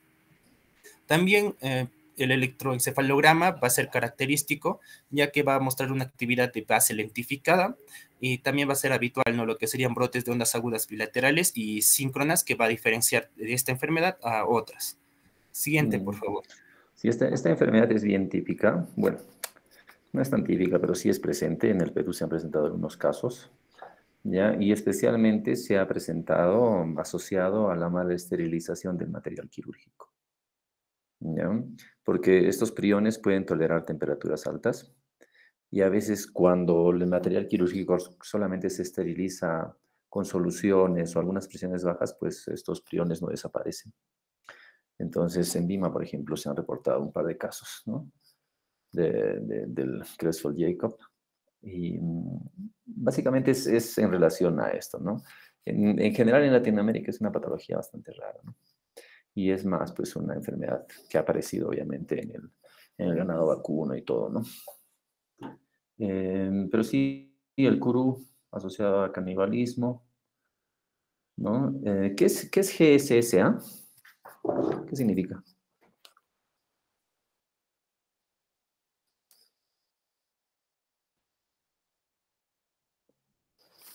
¿En qué parte, doctor? Ahí donde dice enfermedades periódicas hereditarias. Ah, ya, doctor. Son otras enfermedades, ¿no? Que son ¿Cuáles, de pues? base priónica. El GSS es, no recuerdo justo ahora, doctor, pero sí, es que tienen nombres complejos. No Es, tiene nombre complejo. es que pues, es enfermedad de Gertzmann-Straussler-Schenker. Ya. ¿Y qué es, ah? ¿Es la enfermedad del sueño o no? El mal del sueño no era otra, doctor. No sé, porque una de estas es también llamada, ¿no? La enfermedad del sueño y está producida por priones. ¿Y qué es IFF?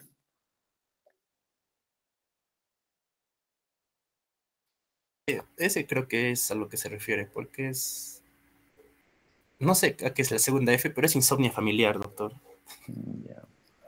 Sí, este debe ser, ¿no? Mutaciones en el gen, cromosoma 20. Sí, pues casi todos en el cromosoma 20. En general son patologías bien raras, pero sí es importante reconocerlas, porque los priones no se consideran, pues, bueno, ni los virus se consideran ya seres vivos. Los priones mucho menos, ¿no? Son agentes proteínicos, pero que pueden contagiarse. Y eso es lo curioso de estas enfermedades, ¿no? ¿Ya? Pero recuerden bien esto de la paraparesia espástica tropical, ¿no? Es frecuente en nuestro país. Pacientes vienen con paraparesia sin evidencia de excesiva lesión medular, pero con algunas lesiones típicas en la resonancia, y uno les hace sus estudios para HTLV1 y son positivos, ¿no? Recuerden sobre la panencefalitis esclerosante subaguda, producto de sarampión, eso es bien típico en los exámenes. Este cuadro es bien interesante y eso, memorícenlo. Muy bien, continúa, por favor.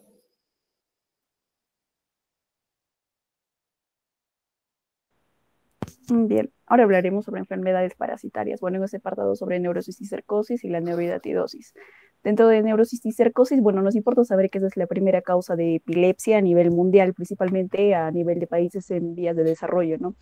Y hay que tener en cuenta también que como es muy frecuente esta enfermedad ante cualquier cuadro de epilepsia, entonces hay que considerarlo como uno de los diagnósticos diferenciales. Ahora este es considerado como una enfermedad principalmente pleomorfa, ya que, por ejemplo, como vemos en la imagen del costado, en una sola imagen podemos ver diferentes, ¿no?, estadios evolutivos de esta enfermedad. Ahora, para que se produzcan estos cuadros clínicos, se puede dar principalmente por tres razones. Una puede ser que estas lesiones no causen un efecto masa, entonces hablamos de una obstrucción. Si causa inflamación, ¿no?, perilesional, entonces estaríamos hablando de un edema, en este caso vasogénico, que hay que recordar también, ¿no?, que solo va a afectar a la sustancia blanca.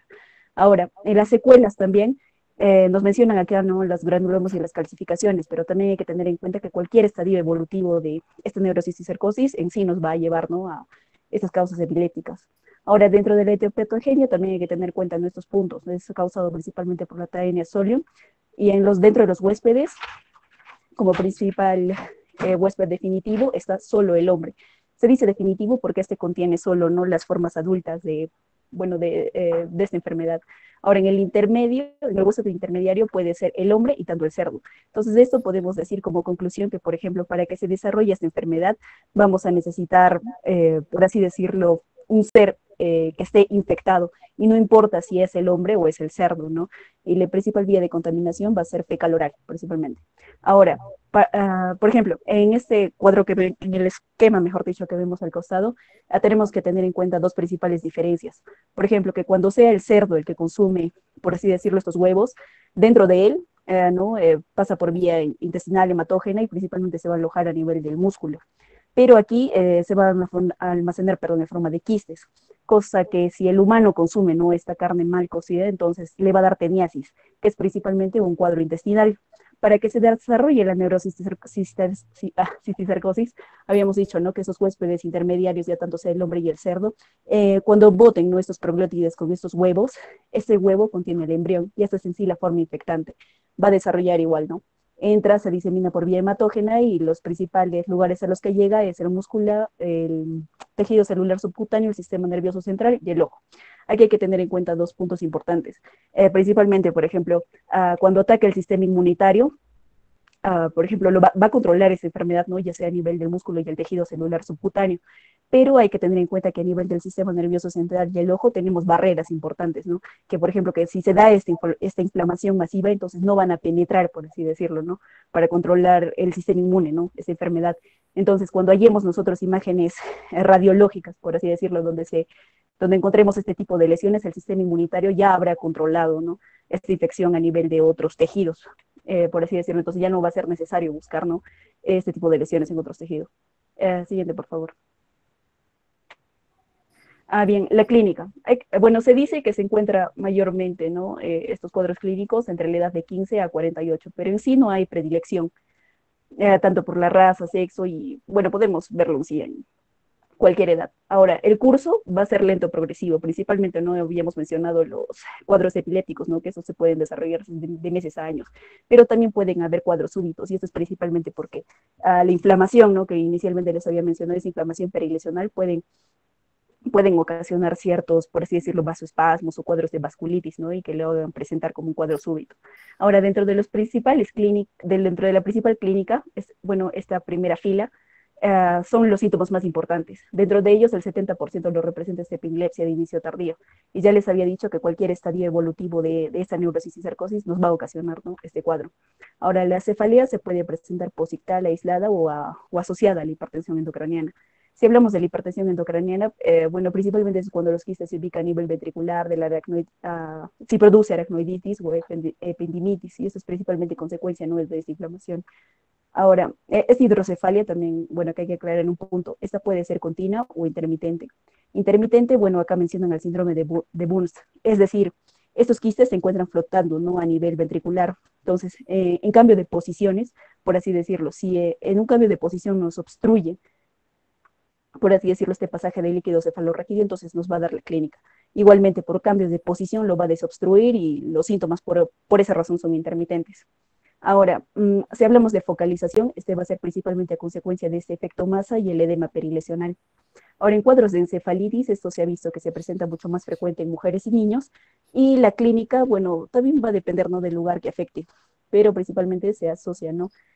Con alteraciones de la conciencia, con convulsiones, alteraciones visuales, engrosamiento de la leptomeninges, que esto puede comprometer, ¿no? Principalmente en la base de cráneo. También se ha reportado que se puede presentar en forma de ictus, estos ya sean isquémicos o hemorrágicos. ¿Y esto por qué? Principalmente como estamos hablando de un cuadro inflamatorio, entonces a nivel intimal, por así decirlo, de la íntima de los vasos, va a engrosarse. Y esto, por así decirlo, va a obstruir, ¿no? la luz normal del vaso. Eso por un lado. Y ahora, ¿por qué también nos dicen que puede ser hemorrágico? Porque este mismo cuadro inflamatorio nos puede ocasionar, ¿no? Pseudoneurismas o también pueden haber, ¿no? Casos también de vasculitis. Y otro también importante es que también vasoespasmo puede haber que nos puedan simular, ¿no? Un ictus isquémico. Ahora, otros cuadros, pero menos frecuentes también que se han mencionado, puede haber deterioro cognitivo y síntomas psiquiátricos. Siguiente, por favor. Bien, la clasificación aquí va a ser importante mencionarlo, ya sea topográfico o en el evolutivo, que les voy a hablar en la siguiente diapositiva. ¿Por qué topográfico? Primero, tenemos que hallar, ¿no? Esa correlación clínica con la que vamos a hallar en primera instancia. Ahora, también nos importa cómo va a evolucionar ese paciente y también para la respuesta del tratamiento. Y esto principalmente porque, por ejemplo, si en un paciente tiene, bueno, ley, por ejemplo, ¿no? Si tiene más de 50, por así decirlo, quistes o estas lesiones, entonces vamos a tener que tener cuidado en el tratamiento, por ejemplo, porque ya no se le podría dar, ¿no? Los antiparasitarios, porque sabemos que esos antiparasitarios al combatir estas lesiones, entonces al tratar, por así decirlo, degradar estas lesiones, va a exacerbar los cuadros, ¿no? Ya sea, por ejemplo, esa inflamación perilesional que les estaba mencionando, entonces va a empeorar el cuadro. Entonces, bueno, vamos a hablar. En el topográfico lo dividimos en dos, y este último lo encontré, no todos lo hablan, pero lo encontré el último a nivel espinal, pero principalmente te hablan del intraparenquimal y el extraparenquimal. El que tiene el mejor pronóstico de todos estos es el intraparenquimal. El que tiene el peor pronóstico es del extraparenquimal y del subaracnoideo. Bien, vamos a hablar del intraparenquimal. estos principalmente se encuentran a nivel de la corteza y en los ganglios basales. Y esto principalmente porque sabemos que son las zonas más, mejor vascularizadas, por así decirlo. Y su tamaño no excede más o menos los 10 milímetros. Y eso es principalmente, como sabemos, se encuentra a nivel intraparenquimal y entonces el mismo tejido va a hacer que no se expanda tanto este quiste, ¿no? Por así decirlo. Ahora, es rara también la presentación de la encefalopatía cisticercosa, pero es lo que justamente les mencionaba, ¿no? Para tener cuidado en la respuesta de tratamiento si esto excede más de 50 quistes. Ahora, en la lesión extraparenquimal ventricular, tenemos que la más frecuente afectada es el cuarto ventrículo. Luego, en orden, bueno, no, de frecuencia, tenemos a los ventrículos laterales, luego el tercer ventrículo y el acueducto de Silvio. Estas mayormente son únicas y es por eso que su principal diagnóstico diferencial también, y también, ¿no? Porque hace en ciertas pruebas, ¿no? De anticuerpos, por ejemplo, reacciones cruzadas, es con la hidatidosis. Bien, acá, bueno, la forma clínica, ¿no? que podemos encontrar se puede encontrar haciendo ventriculitis o flotar libremente y poder hacer obstrucción. Ya habíamos dicho que puede ser, ¿no? una obstrucción que puede ser permanente o intermitente, como el síndrome de Bruns, o simplemente depende si nuestro sistema inmunitario lo puede controlar, entonces esta va a involucionar, ¿no? Va a llegar a las formas de calcificación. Ahora, en la extraparenquimal subaracnoidea es la del peor pronóstico, ¿y eso por qué? Bueno, primero decir, ¿no? que la zona más frecuente afectada es en la cisura de Silvio. Y ahora, es la de peor pronóstico porque como no tiene un parénquima que la contenga, entonces esta se va a expandir, por así decirlo, su libre albedrío. Pues lo que pasa es que acá sucede también una degeneración hidrópica. Esta degeneración hidrópica significa que el líquido cefalorraquídeo va a empezar a ingresar, ¿no? a este quiste y eso es lo que permite su crecimiento. Pero no solo eso, sino también en estas lesiones hay degeneración del excólex. Entonces hay que tener en cuenta también, por ejemplo, para las imágenes, que es muy, por así decirlo, patognomónico encontrar, ¿no? Por así decirlo, una lesión redondeada, que adentro encontremos una zona con mayor hiperdensidad, por así decirlo, ¿no? Y que se vendría a ser el excólex del paciente. Pero en estos casos, bueno, no vamos a encontrar, ¿no? Esa degeneración del excólex. Y tanto degeneración del excólex más hidrópica, entonces sí, esta masa, por así decirlo, se extiende, entonces nos da esta forma racemosa. Y esta forma puede ser mortal. Por ejemplo, no si se da a nivel base de cráneo, del tronco, ¿no? Por efecto masa, es lo que principalmente nos causaría esa clínica. Devastador. Ya. Otro punto también que nos puede dar, ¿no? como clínica es una hidrocefalia, una leptomeningitis basilar también puede dar. Ahora, en la forma espinal, que esta es la más rara, es de 1 al 3% de los casos, se dice que si se presenta, entonces las formas un poco más frecuentes es a nivel del segmento dorsal. También puede presentarse, bueno, en menor medida también un síndrome de sección medular o si no una leptomeningitis. Siguiente, por favor. Bueno, y ahí tenemos las imágenes, ¿no? En las 3 primeras imágenes, bueno, tenemos esa evolución, ¿no? En la primera imagen es en las 2 primeras imágenes, mejor dicho, son las formas iniciales, por así decirlo, ¿no? Por ejemplo, la forma vesicular, en la segunda tenemos la forma granulomatosa, que ya vemos que se presenta, ¿no? con un halo, que en este caso se llama el ojo de buey, y el último, que si nuestro sistema inmune lo sabe controlar, entonces llegamos a las formas de calcificación. En las imágenes inferiores tenemos, ¿no? Hay una lesión que se ubica a nivel de ventrículo lateral y en las 2 siguientes imágenes que vemos múltiples lesiones que esta representaría la encefalopatía cisticercosa, ¿no? Y en las y en las últimas imágenes ahí ya vemos, ¿no? Podría llamarse, ¿no? la forma racemosa debido al tamaño que tiene. Siguiente, por favor. Racemosa en realidad es por los racimos, ¿no? Porque son varios quistes agrupados, unidos, y cuando uno entra a hacer la cirugía, porque estas se tratan por vía quirúrgica, uno comienza a retirar una especie de quistes tipo tamaño de uva, ¿no? Y pues es como si estuviera colectando un racimo de uvas, ¿no? Entonces, esa es la presentación de estas neurocisticercosis subaracnoidea, ¿no? Continúa, por favor. Está bien, doctor. Ahora vamos a hablar sobre el estadio evolutivo. Bueno, acá tenemos a las formas no quísticas, las vesiculares, la vesicular coloidal, la nodular granulomatosa y la nodular calcificada. Bueno, lo que hay que tener la importancia aquí es principalmente para el diagnóstico, porque, por ejemplo, las formas iniciales, lo que es la vesicular, hasta la vesicular coloidal, se va a observar mucho mejor en la resonancia magnética. Pero, por ejemplo, cuando este quiste ya empieza a calcificarse, la mejor imagen, por así decirlo, a elección es la resonancia magnética, tal como vemos, ¿no? en las imágenes del costado. La primera imagen, ahí vemos que es una lesión vesicular, entonces se observa mejor, ¿no? en la tomografía. no, perdón, las lesiones calcificadas. Y las lesiones, por ejemplo, las iniciales, las de estallido vesicular o para ver, ¿no?, el edema perilesional, entonces vemos que se ve un poco mejor en la resonancia magnética. Siguiente, por favor. Bien, para el diagnóstico, bueno, cosa de dos partes, ¿no? Es primero el imagenológico y luego eso es como diagnóstico primario, y para la confirmación necesitamos el inmunodiagnóstico.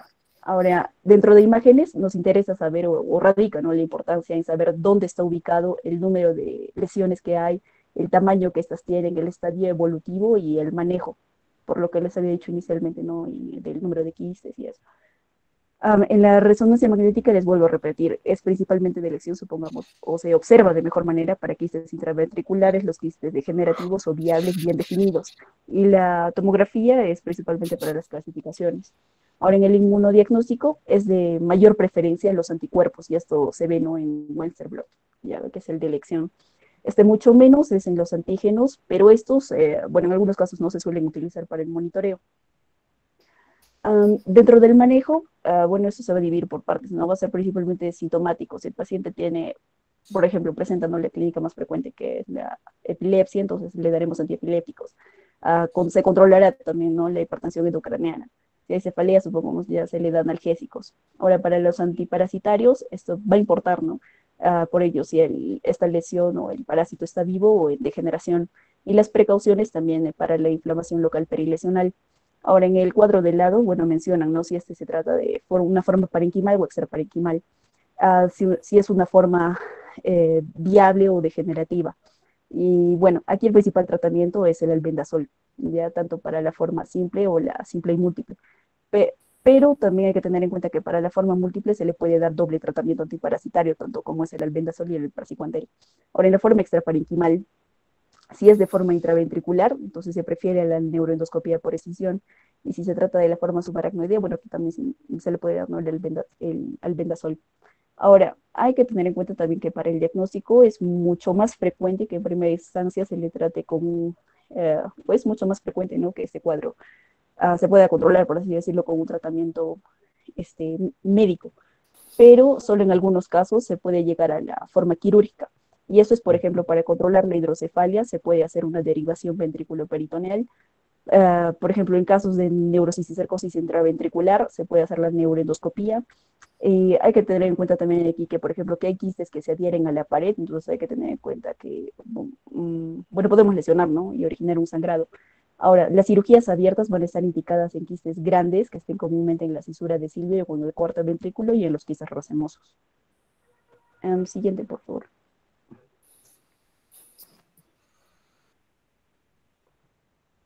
Bien. Bien, ahora vamos a hablar sobre la hidatidosis quística cerebral. Esta es mucho menos frecuente que la neurocisticercosis. Su causa principalmente es a nivel de la larva del equinococo y se tiene diferentes serotipos, ¿no?, que afectan a los diferentes tipos de órganos, y se dice que el tipo G6 es el que afecta principalmente al cerebro. Esta patología es mucho más frecuente en el hígado y en el 1 al 2% de los casos se puede ver en el cerebro. Ahora, la clínica va a ser principalmente, ¿no?, aquellas que sean por efecto masa, por así decirlo, los que también tengan la hipertensión endocraniana y síntomas focales, también puede haber convulsión, alteraciones de la marcha, bueno, entre otros, ¿no?, depende del sitio que se esté afectando. Ahora, para el diagnóstico va a ser importante también la tomografía y la resonancia magnética, y es importante aquí ubicar dónde se encuentra la lesión y el número de lesiones. En ambas imágenes se va a observar, ¿no?, una lesión quística unilocular, que sea lisa, de paredes delgadas, que el líquido sea, bueno, se asemeje al líquido cefalorraquídeo, y es escaso aquí el edema perilesional. Ahora, se dice que se puede hacer, ¿no?, una espectroscopía en la resonancia magnética, y esto es para ver la naturaleza parasitaria. Se dice también que, por ejemplo, para hacer un monitoreo se pueden ver las etapas del quiste, pero esto está mucho más determinado a nivel de hígado y no hay en sí muchos estudios, por así decirlo, que lo avalen para la utilidad en el cerebro. Es más para ello. Ahora, en el diagnóstico diferencial puede ser, bueno, ¿no?, contra los quistes aracnoideos, astrocitoma quístico, absceso cerebral y el neurocisticercosis. Ahora, en el tratamiento de elección es quirúrgica. La técnica se hace de Dowling, que es una evacuación del quiste. Las complicaciones de esta técnica puede haber una rotura del quiste en el 17 al 26% de los casos, o puede haber una colección subdural o hidrocefalia. En el largo plazo puede haber una pérdida visual y puede haber convulsiones, y tiene una mortalidad del 4 al 10%. Sí, una de las complicaciones, ¿no? En este caso, en los quistes hiatídicos es su ruptura, ¿no? Y una ruptura sin el cuidado parenquimal, pues va a producir una reacción inflamatoria muy, muy severa en el parénquima.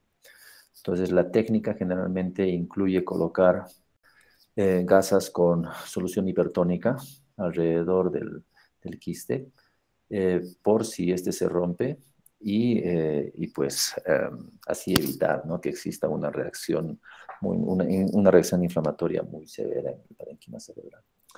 Algo que te quería preguntar aquí es cómo uno realiza el diagnóstico diferencial en el laboratorio el diagnóstico diferencial entre el quiste hidatídico y la neurocisticercosis con los exámenes de laboratorio que uno puede realizar. ¿Qué tipo de exámenes se les pide? O cómo uno sospecha, ¿no? Por ejemplo, tú le haces una imagen a un paciente y te muestra pues un quiste, ¿no? Y tú dices, ¿este es cisticerco o este es hidatídico? Si es Porque ante los la duda, abordajes van a ser distintos, ¿no? si es ante la duda para neurocisticercosis es Westerblot. Ya. Y Que para son el tiras quiste reactivas. sí, puede ser Westerblot en sangre o en líquido cefalorraquídeo, ¿no? Ahora ya Sí. ambas pruebas son casi similares, tienen casi la misma efectividad. Y puede utilizarse Westerblot en sangre o en líquido cefalorraquídeo. Y en el caso de la hidatidosis,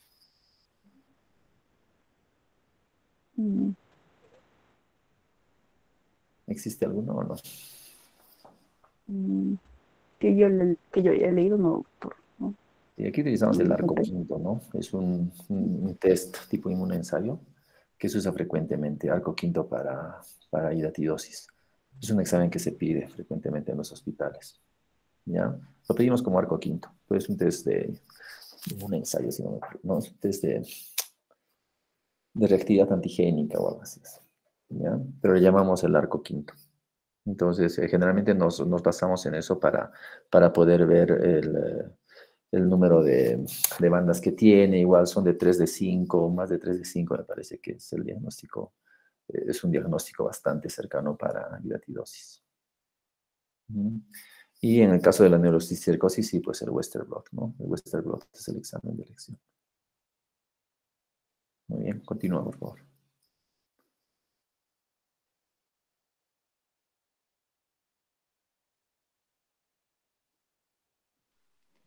Ya, doctor, ¿se me escucha? Ya. Para finalizar con la exposición, vamos a hablar acerca de los hongos, empezando por el criptococosis, que va a ser la infección fúngica más frecuente del sistema nervioso central. Este normalmente se va a adquirir tras la inhalación de levaduras y particularmente se va a dar en los pacientes inmunocomprometidos o los que tienen VIH. Vamos a ver que la diseminación hematógena va a originar focos de infección en áreas perivasculares de la corteza, en los ganglios basales y en otras áreas del sistema nervioso central. Y lo que va a producir habitualmente va a ser una meningitis crónica con una hidrocefalia area absortiva. A ver, siguiente, por favor.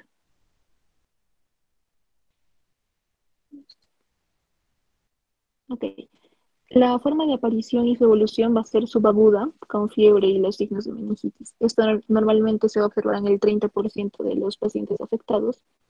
Vamos a ver que luego va a haber un deterioro del nivel de conciencia, una hidrocefalia, hipertensión endocraneal y, como ya les mencioné, bueno, se va a dar en estos pacientes, ¿no?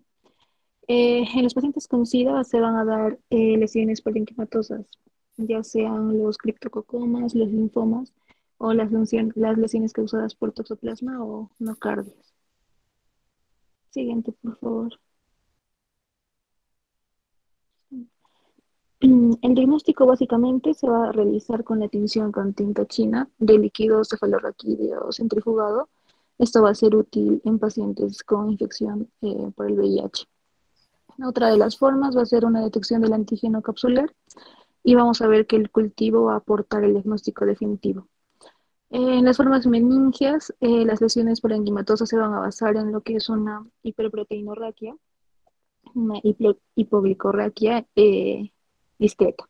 Y también la esclerocitosis. Este va a ser el aumento de células en el líquido cefalorraquídeo. Más que todo de 20 a 400 células por milímetro cúbico. Y la predominio de linfocitos. Siguiente, por favor. Ya, el tratamiento en lo que es la meningitis grave se va a dar anfotericina B, liposomal, y se va a asociar a las 5-flucitocina. Es básico en el tratamiento el control de la hipertensión intracraneal y también se puede dar dosis de fluconazol, como profilaxis secundario. Siguiente, por favor. Ya. Seguimos con mucormicosis. Este va a ser un síndrome emergente de curso agudo, a diferencia del primero. Este va a ser causado por agentes fúngicos y dentro de estos tenemos a los factores predisponentes, ¿no? Como el inmunocompromiso, la hiperglucemia y la cirrosis. Se han dado a conocer múltiples casos de mucormicosis aislada. Esto porque normalmente cuando la mucormicosis invade lo que es el sistema nervioso central, normalmente se da por infecciones sistémicas, ¿no? Y por el inmunocompromiso. 2/3 van a ser o han estado relacionados con el uso de sustancias psicoactivas endovenosas, esto con un material contaminado. La fungemia y la posterior llegada al encéfalo va a ser análoga a otras presentaciones como la afectación renal. Y algunos pacientes han presentado coinfecciones por VIH. Aquí podemos ver que los pacientes inmunocomprometidos son los más afectados por los hongos, ¿no? Siguiente, por favor. Ya.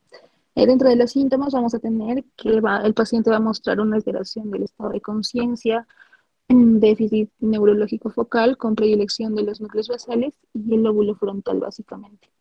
Y el diagnóstico para se necesita un alto índice de sospecha clínica, una realización de cultivos y la histopatología para identificar la presencia de las cifras. Los cultivos son necesarios, es necesario solo en repetidas ocasiones porque se pueden presentar lo que son los falsos negativos.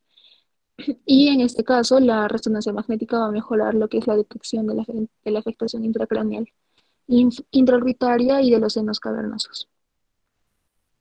Siguiente, por favor.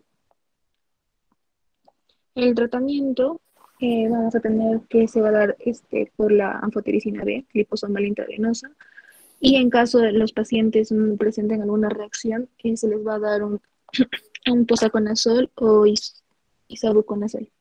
Las técnicas quirúrgicas que se deberían considerar es el desbridamiento agresivo con una extirpación de la totalidad del tejido necrótico. Y en caso de infecciones extensas en las que no se va a poder realizar este tipo de procedimientos, es fundamental instaurar, ¿no?, la terapia farmacológica lo más rápido posible. Dentro del pronóstico vamos a ver que es desfavorable para aquellos pacientes que van a presentar afectación encefálica, un debut de hemiplegia, una alteración profunda del estado de conciencia o del seno cavernoso y la carótida. Siguiente, por favor. Ya. Por último tenemos a la aspergilosis. Se va a dar mayormente, bueno, en el 90% por el Aspergillus fumigatus. La diseminación al sistema nervioso central se va a dar por siembra hematógena y se va a llevar a cabo desde una infección pulmonar. Es una patología infrecuente, ¿no?, pero tiene una elevada mortalidad en los pacientes con SIDA. Y es muy importante considerarlo en los diagnósticos diferenciales, ya que, frente a una lesión expansiva cerebral. Y la afectación meningia exclusiva es menos frecuente, ¿no? Eso se va a dar en un 10% de los casos aproximadamente. Siguiente, por favor. En la clínica tenemos que se va a generar con mayor frecuencia signos del foco neurológico, ¿no? Dentro de estos también vamos a tener alteración del estado de conciencia, convulsiones, cefalea, y la causa más frecuente de estos síntomas, de su aparición, va a ser una o varias hemorragias subcorticales. Vamos a ver que el hallazgo del meningismo es inusual y nos tiene que hacer pensar en una irritación por un sagrado de un aneurisma micótico antes de pensar en una meningitis fúngica, porque esta no se va a afectar, bueno, un 10%, ¿no? Como les dije. Siguiente, por favor. El diagnóstico se va a observar al microscopio IFAS entre 7 a 10 centímetros, ligeramente pigmentadas, y se puede detectar también las muestras de otros fluidos, ¿no? Como la orina, el líquido cefalorraquídeo y también las muestras del lavado broncoalveolar. El estudio del líquido cefalorraquídeo no es específico y va a presentar valores bajos de glucosa con un aumento de las proteínas. El cultivo suele ser negativo debido a la escasa frecuencia en las membranas meningitales. Bueno, en el caso de que estas se vean afectadas.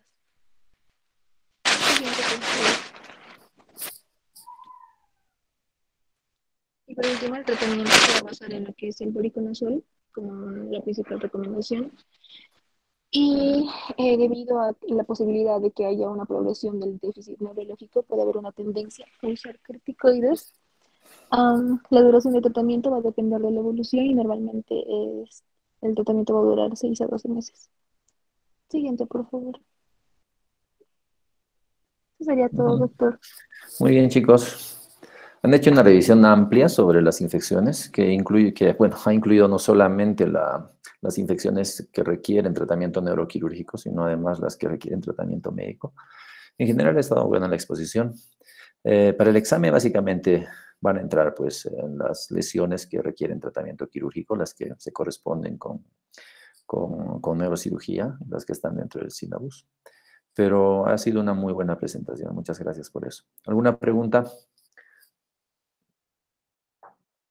¿Alguna pregunta del resto de compañeros?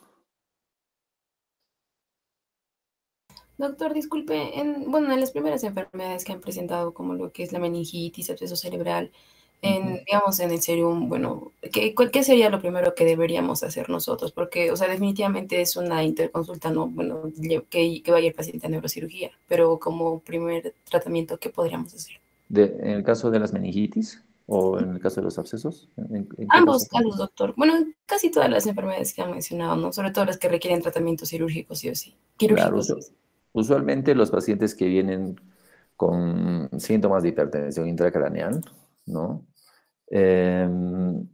Cefalea intensa, ¿no? Asociada a fiebre o a focalidad neurológica, usualmente los pacientes llegan a las emergencias o a las urgencias y casi el primer el examen pues viene a ser un examen de imágenes, ¿no? Una tomografía, para descartar que no exista una masa ocupante, ¿ya? Y ahí, pues, ustedes van a poder determinar el grado, ¿no? Si de repente hay una cerebritis, hay una inflamación general del parénquima cerebral y no hay una colección localizada, o si existe un absceso o un empiema. Entonces, los enfoques terapéuticos van a organizarse de acuerdo a estas presunciones diagnósticas, ¿no? Si un paciente si la sospecha es solamente de una meningitis bacteriana, ¿no? Por los antecedentes, ¿no? Por la presentación clínica, pues, y el paciente no tiene signos de una hipertensión severa o signos que nos podrían indicar que una punción lumbar podría enclavar al paciente, pues se le realiza una punción, ¿no? En general, estos pacientes que vienen con fiebre y que vienen con cefalea o con sospecha de una meningitis bacteriana, pues se les inicia antibioterapia profiláctica, ¿no? De acuerdo básicamente a los esquemas que vuestros compañeros han mostrado, de acuerdo al grupo etario, de acuerdo a las situaciones específicas que ustedes se encuentren con los pacientes. Entonces se les va a iniciar tratamiento antibiótico. Y luego, pues, si las lesiones ocupantes, ¿no? Si el absceso o el empiema son grandes y están presentando un efecto importante de masa o están presentando focalidad neurológica por compresión de algunas estructuras, pues van a pasar a cirugía. El tratamiento inicial siempre es antibióticos, ¿no? Profilácticos, con corticoides para reducir la inflamación parenquimal. En algunos casos, si es que existe hipertensión intracraneal, obviamente vamos a utilizar las medidas generales de la hipertensión intracraneal para manejar la hipertensión intracraneal, ¿no? Y luego vamos a decidir por la cirugía. Ese es básicamente el manejo en ellos, ¿no? Ahora, si los pacientes tienen masas ocupantes o tienen una hipertensión intracraneal severa con borramiento de surcos y cisuras y requieren cirugía, pues van a pasar a neurocirugía. Si los pacientes no tienen estos signos en las imágenes, van a pasar a neurología, ¿no? Y neurología los va a manejar. Gracias, doctor. ¿Alguna otra pregunta?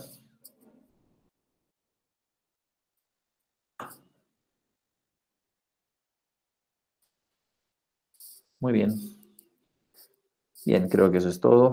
Nuevamente agradezco por esta exposición y nos vemos mañana con el grupo que está rotando y pues con ustedes la siguiente semana. ¿Ya? Cuídense mucho. Nos despedimos ahora. Muchas gracias. Chao, chao. Buenas noches. Nos vemos. Gracias, doctor. Gracias, doctor. Chao, chao, chao.